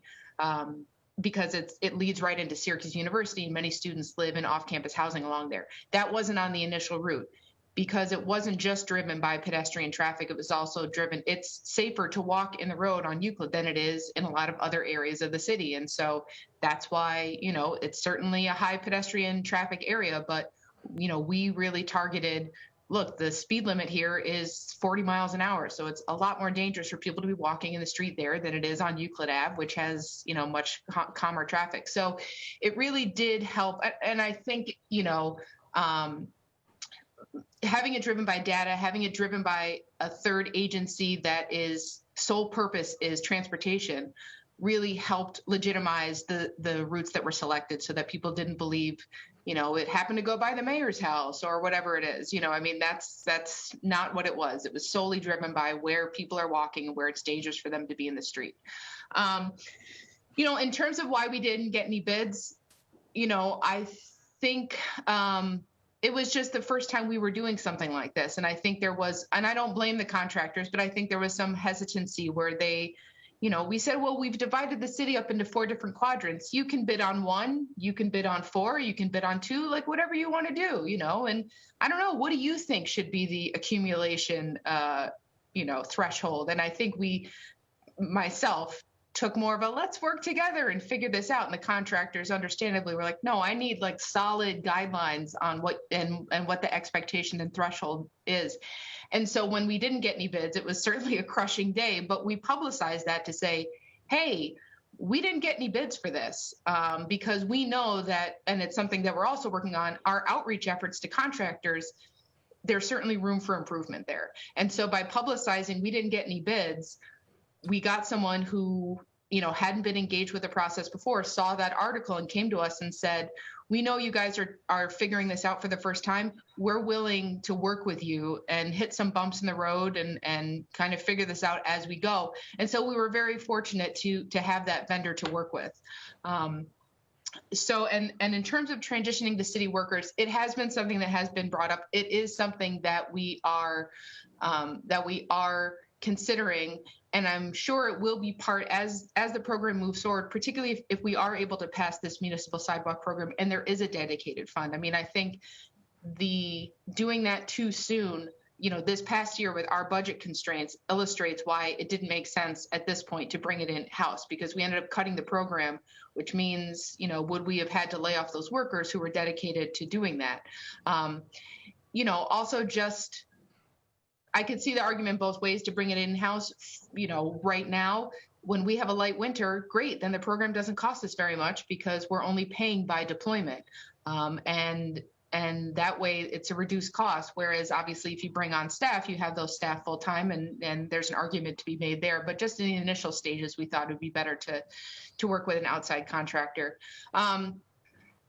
Certainly the condition to the sidewalk is a concern. And that's, if we are able to implement a municipal sidewalk program, without a doubt, the first sidewalks we're going to target are these ones that we clear snow because, it's obviously going to be a lot less expensive and a lot faster to clear freshly poured sidewalks that are all the same width and don't have any of the heaving or anything like that. So, I mean, I really, and that's also data is going to drive our municipal sidewalk program as well. So I think that's the challenge that we've gotten, obviously coordination with the snowplows, but also there are people out there who still think we should be fining their neighbors for not shoveling their sidewalks. And that's an understandable sentiment. And that's a difficult conversation to navigate because this jury's still out on whether that's a good source of resource and use of our time and whether or not we really should just be focusing on the only way to guarantee the sidewalks get plowed is if we do it ourselves. And so that's kind of the conclusion that we've come to. So, I mean, there's still some back and forth there. And also, we're clearing businesses, we're clearing places that in the past might have contracted to have this service. And, is that fair that you're clearing a business?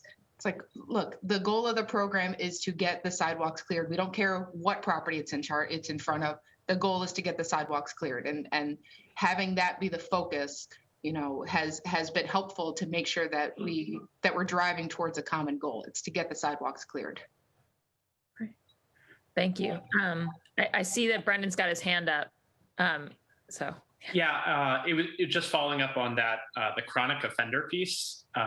So I talked to the city council in Cambridge last month, and they had put in a policy order to have the Department of Public Works look at those chronic offenders. And when they issue citations, is it always the same person? Is it always the same properties? And what DPW had started doing was, they have that list. They know who the chronic offenders are. So they started doing proactive outreach before the snow season for the next year. And they've reduced that recidivism rate to improve clearance. So it's, you know, it's that proactive piece instead of having to go back and find them again, because it doesn't get it cleared. So it's definitely a model to consider. Yeah, that is generally, we use our ordinance enforcement division of the police department to go out and have conversations with those property owners before we get to the point where deciding whether or not we issue a ticket. And I will say also, just in terms of private snowplow operators, the way that operates in Syracuse, you know, folks that that are clearing snow but are not part of the municipal workforce, is that we license those folks. And if we find that they are repeatedly dumping snow on sidewalks, on other people's property, we will initially issue them a fine, and then we revoke their license, and they're not supposed to be operating in the city any longer because they obviously don't know how to properly clear snow. So, you know, obviously enforcement and staff resources are an issue there, and I won't say it's a perfect program, but that's what we have on the books. That's great. And then my last little question is just related to what I asked the superintendent. Do you guys use, like, in terms of salt, do you use, we're just very concerned about, you know, salt in the waterways, like kind of the buildup in general. And so I know my staff's looked into a bit the places that use beet juice around the country. And I'm just curious, as we think about, like, if you did have a municipal operation on the sidewalks, like what you actually, you know, throw behind you when you clear. It's a good question, because we haven't gotten into salting yet, but I would imagine that's going to be the next step of our program. And I know, you know, the building services staff around City Hall and one of our other buildings next door is that they do use the beet salt, and that's what we use around City Hall. So you'll notice that on a snowy day, the snow is purple all around City Hall, but, you know, it tends to work. So I don't have a definitive answer yet on what we would use on the sidewalks, because obviously, you know, we have serious concerns about the use of salt as well and the impact on the waterways. You know, we've had neighbors suggest to us that we use brine, but on some of those hillier areas, we have used it in the past and haven't really found it to be effective, but we're always open to, you know, trying something new. So I don't know that we have a definitive answer yet on what we would use, but I would love to be able to use the beet salt. It's kind of colorful and cool. All right. Well, I have a couple more, but I'm going to leave it, Mr. Chairman. I know there's other counselors on the call, so thank you. Okay. Thank you, Councilor Bach. I'm going to hold my questions for the very end. Councilor Liz Braden. Thank you, Mr. Chair. I had to step out for a few minutes, so just go ahead with the next person to ask questions. I don't have any at this moment. Okay. Thank you, Liz. Councilor Flaherty. I think he's had to drop off. Okay. It looks like Councilor Baker. Yeah, Councilor Frank Baker.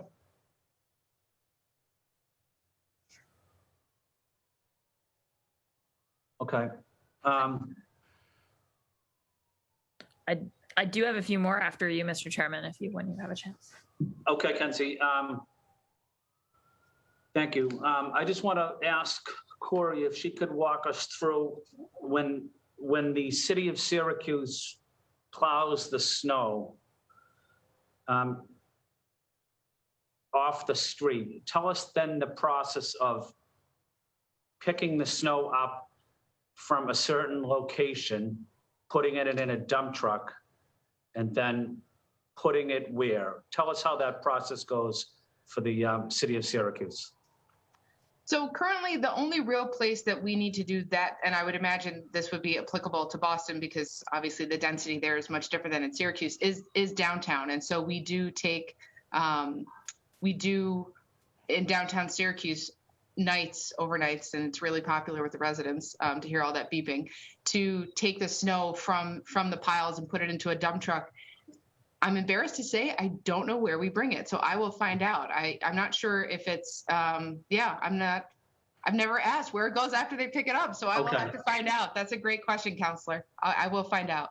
And no, thank you, Corey. And then my final question to Corey is, when the city of Syracuse is plowing the streets, do you have any communication with residents about moving your car off the street and placing it somewhere such as a municipal lot so that the plow can get as much snow off the street? Or how does that process work for you all? Sure. So particularly illegally parked cars is an enormous problem for us. I mean, because you never want to back up a snowplow. And oftentimes, as a result, streets get skipped and residents come out and they're like, whoa, why didn't it get plowed?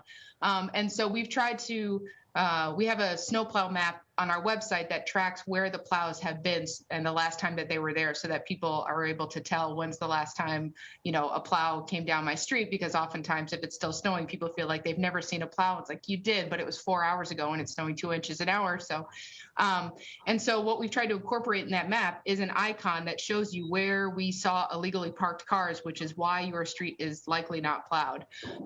The biggest issue that we've had this is in our downtown area. And so what we've tried to do, technically speaking, there's no parking allowed downtown overnight, which historically hasn't been a problem. But in the last, I'd say 5 to 10 years, the number of residents living in downtown Syracuse has really kind of exploded. So people are parking more of their cars at night, which makes it difficult for us to clear snow. So we're trying a pilot this year of having cars in particular areas of downtown park on one side of the street for a night and then park on the other side of the street for an evening. So that way, and even suspending parking overnight if that's what we need to do, to make sure that we can provide that snow clearance for business owners, for residents, because there's nothing worse than having to try and maneuver your car out of a snowbank, and then when you get home at the end of the day, maneuver it back into a snowbank because snow clearance hasn't happened. So I don't know if that answers your question, Counselor, but for many of the streets in Syracuse, the residential areas, there's odd even parking. So you're supposed to park on one side of the street for one night, and then the other side of the streets, that allows us some snow clearing. I would imagine the topography in Boston might be a little bit different, but that's the way that we approach it. Thank you, Corey. That information was very helpful, and I'll ask a question to Brendan and Christiana. I highlighted at my opening statement that I always feel it's a responsibility for young people to do their part during a snowstorm. And by doing their part, I mean, someone that's very healthy, that's in their 20s or 30s, they're in good physical fitness. How are we communicating with our young professionals in our city, asking them to be part of this solution? And being part of that solution includes picking up a shovel and giving it 1 hour and going next door to your neighbor who might be a senior or a person with disability, but giving back to the city, giving back to your neighborhood, and being part of helping people. A lot of these young people make big money, so they certainly don't need income. But I think they probably want to be asked to do something. Is there any recommendations you have, or have you heard of any cities or towns that have reached these young professionals or young people that want to do something like that just haven't been asked? Yeah, I can start on this one. So the city of Somerville has a teen snow shoveling program. So as the name would imply, it's for teenagers. And it's to pair, you apply via really simple, easy to use Google form. You fill out the waiver right in the form, share your contact info and where you live, and it pairs those young people with older adults. So the seniors or folks with disabilities use a similar form, and it pairs them so you have an accountability buddy for the whole season. The older adult or whoever they're paired with will reach out to them, and they'll communicate before the snowstorm, and they'll coordinate to support snow removal. While I think this is really great, having the simple application form is really helpful, especially something that you can share via social media and other places. And it's great to have that accountability of having a pair, and it's great to connect people of different age groups. I think there's having the city of Boston maybe pay for some of those folks. You can equitably have it across the city.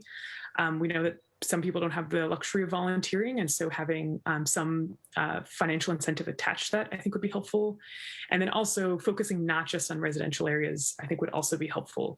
This really helps those older adults get out of their homes, which is very important, and we would definitely want to encourage that. But I would say the add-on to this program would be to do clearance of bus stops or other key locations in the neighborhood.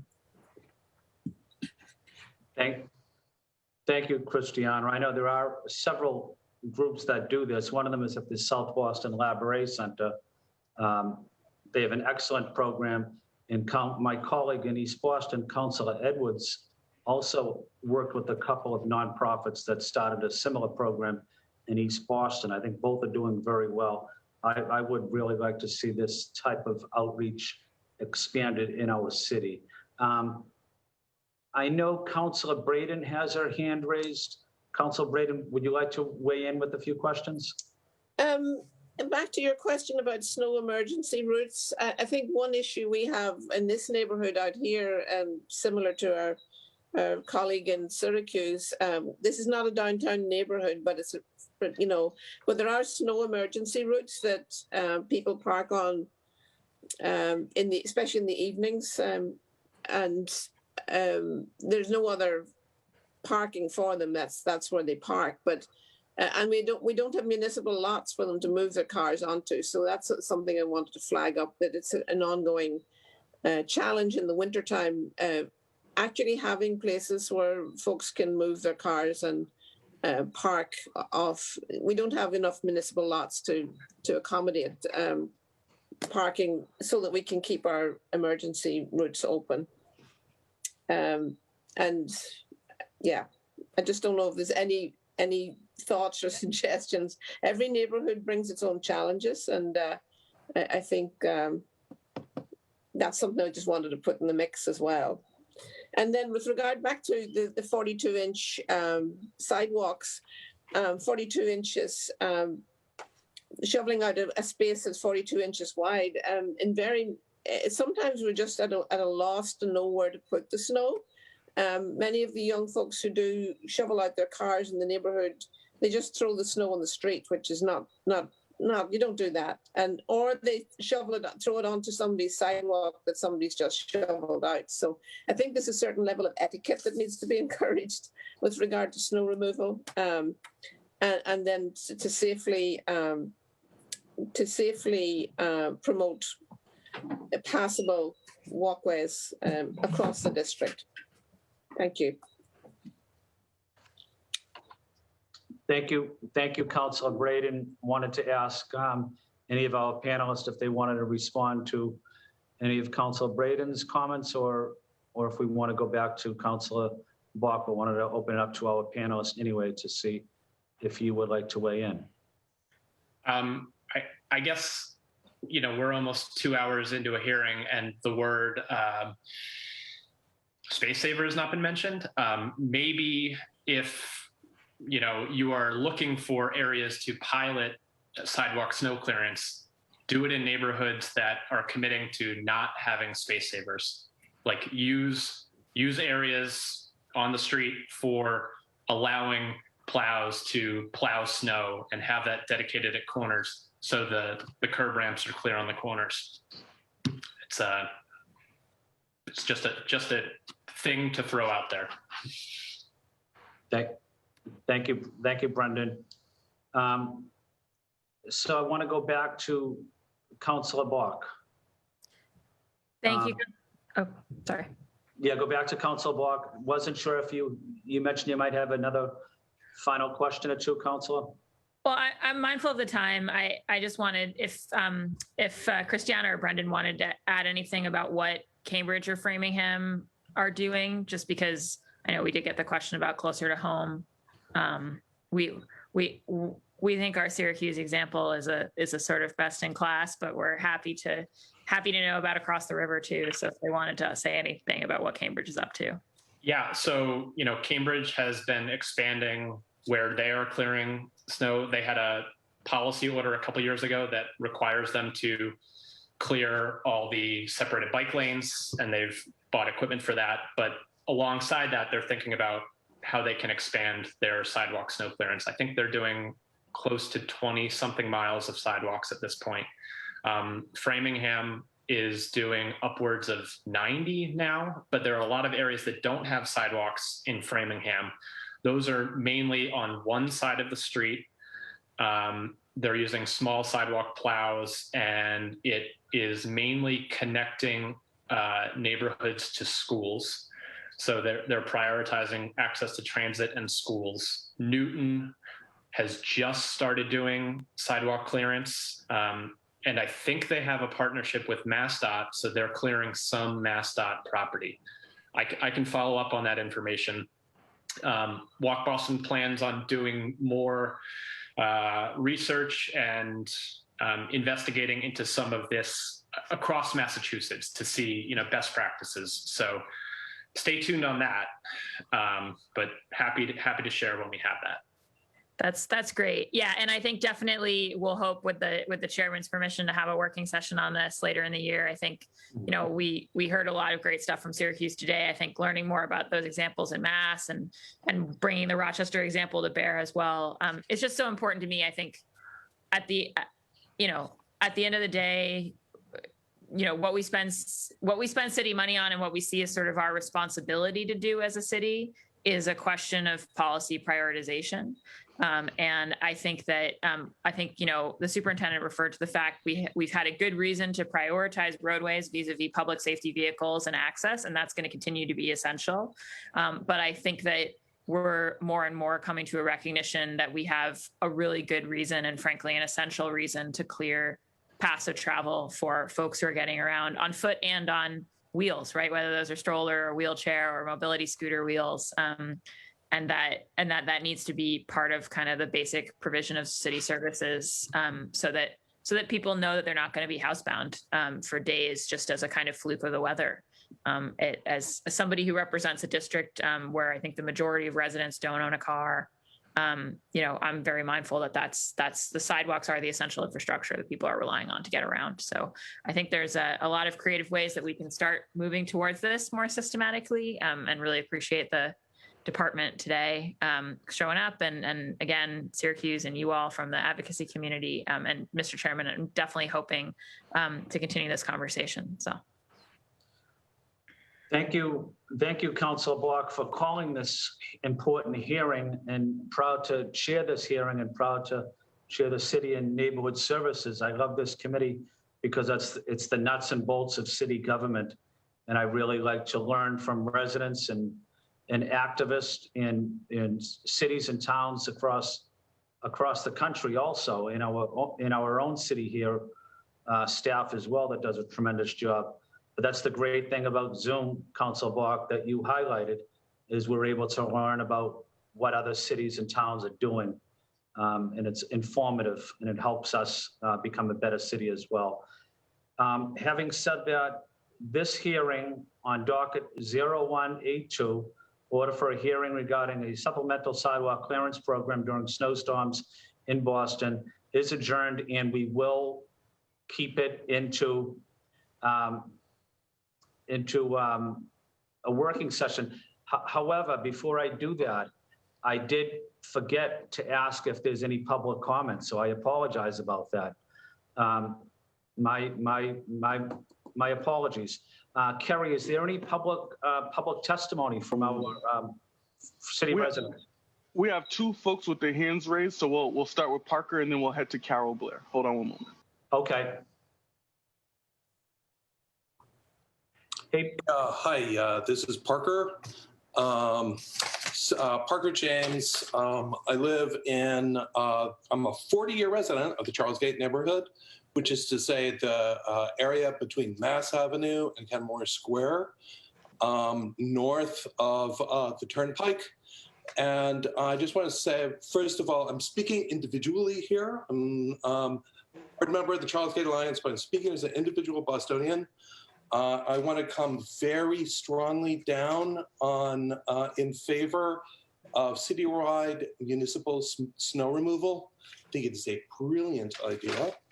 I think that will provide economies of scale that will allow us to mechanize snow removal from the sidewalks in the city. I think it's an opportunity for real innovation. Please take this to one voice, very strongly in favor of the city taking control of this. The other thing that I just want to underscore is our neighborhood is a crazy quilt of overlapping and contradictory jurisdictions. And the result is, we have the individual property owners, but we also have the city, we have MassDOT, we have the DCR, we have the MBTA, all of whom have responsibilities that they sometimes embrace and sometimes shirk in clearing the sidewalks in our community. We're one of the most densely settled neighborhoods in the entire city. And what do I say? The Fenway, the Masco, LMA area is one of the biggest employers in the city. And the main connector between Charlesgate and the LMA area is the Bunker Overpass, the sidewalks along the Bunker Overpass, which I believe are MassDOT jurisdiction. And snowy winters, those do not necessarily get cleared. So I think that it would be so great if the city could just sort of embrace all of the jurisdictions, and if it were possible to back bill the other agencies like MassDOT and DCR, that might be one way to overcome the jurisdictional contradictions. And I will stop there. Thank you so much for pushing forward with this. This is a brilliant idea. It's, I wish you had decided to do this 40 years ago. Thank you. Thank you, Parker. Thank you for your testimony. Next up, we have Carol Blair. Good morning, Carol. Good morning, Councillor Chairman. Thank you so much for putting me on. I echo Parker that this is a long time coming, and I'm very, very grateful that you're doing this. The councillors have done a great job, and the panelists have done a great job of portraying the problem. My husband is recovering from a hip replacement. As you know, for older people, that can be a death sentence, and his pledge is to be out every day. It's not good if we make people who are mobility impaired into shut-ins when it snows. So that's just about the problem. On partnering, Councillor Mejia suggested partnering, and we are ready. I'm president of Chester Square Neighbors. We're a very small neighborhood organization with lots of seniors. Our neighborhood is bisected by Massachusetts Avenue, roughly between Tremont Street and Washington Street.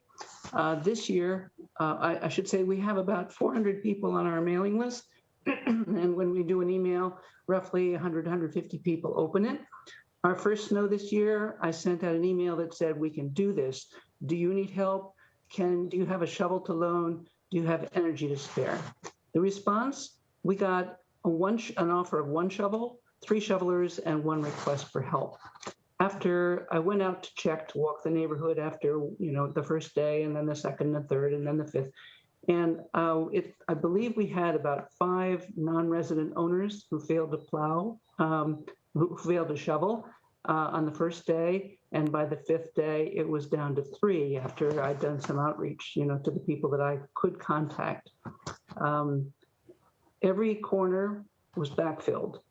This is a challenge, I think, because our culture has prioritized clearing the streets for cars. And I imagine that the plow operators have not been asked to pay particular attention to the corners and to the curb ramps, should they be able to find them.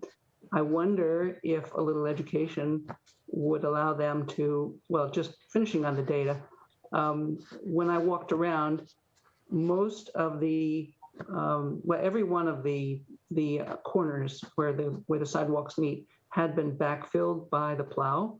And occasionally you could see, or in every case, all but one case, I think, there had been an attempt to clear, a single shovel path out into the intersection, which can be like 4 feet or 12 feet, which is a lot to ask for an abutter who has already cleared the 2 corner sidewalks.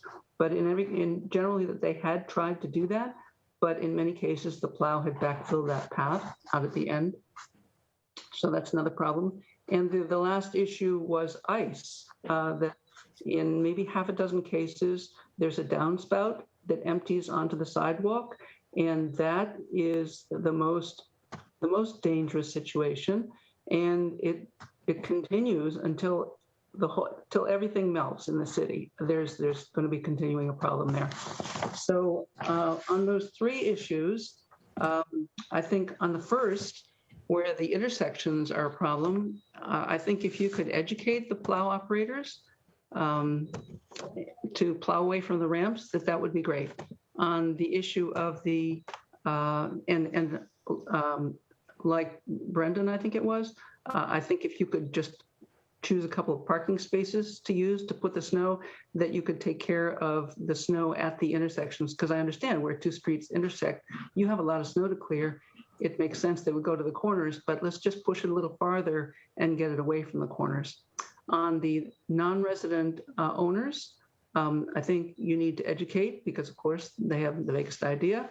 You need to inspect. You need to proactively inspect. It's not reasonable to expect that there will be somebody in the neighborhood who will go out and squeal on their neighbor, and then it still takes more time, because I'm not going to do that until they're already delinquent for a couple of days, right? And then more time for the city to come out and inspect, and then more time. And if the fine is only $50, I imagine it costs them more than that to get somebody to come and clear it. So if I were a non-resident owner, I doubt that I would pay a lot of attention unless you got on me. On the ice, I think the only thing to do is to re-engineer those corners, the downspouts. I understand that the water and sewer is no longer requiring that the owner empty on the sidewalk, and something has to be done to retrofit those places where the downspout does empty on the sidewalk. So thank you again for doing this. That's all I have to contribute for the moment.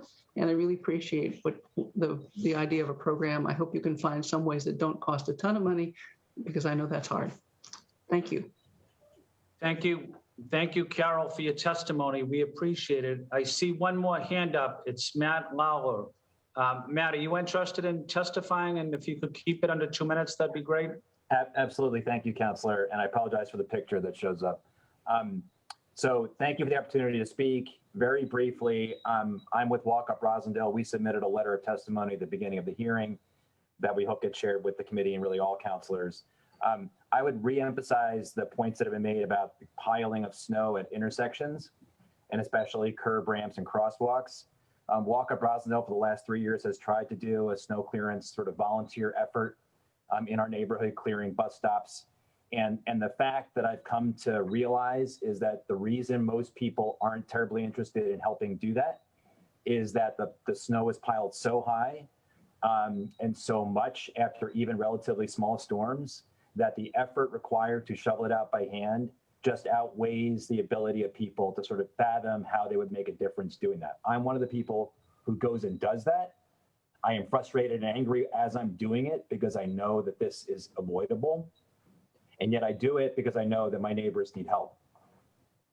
And so I think the notion of people getting together and working through community organizations is a noble and nice one, and I'm going to keep doing it. But I think this is a citywide problem.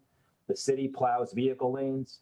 It can figure out a way to plow sidewalks and make sidewalks and crosswalks and curb ramps safe for everyone. It should be able to do it. It really has to do it. And I hope that this is the beginning of an effort to make it happen. Thank you. Thank you. Thank you, Matt, for your comments. Very appreciated. Having said that, I know there's no one else with their hands raised. I want to take this opportunity to thank Kerry, to thank Juan and the entire team at City Council Central staff for helping myself and Councilor Bach with this hearing. And I want to say thank you to the panelists. I want to say thank you to the administration team. It was an outstanding hearing. And as Councilor Bach mentioned, we will keep this in a working session and hopefully have a working session on this subject over the next couple of months. Having said that, this hearing, Docket 0182, is now adjourned. Thank you. Thank you, Councillor. Thank you, everybody. So much. Corey, thanks again. Thanks. Thanks, Brendan. Thank you, guys.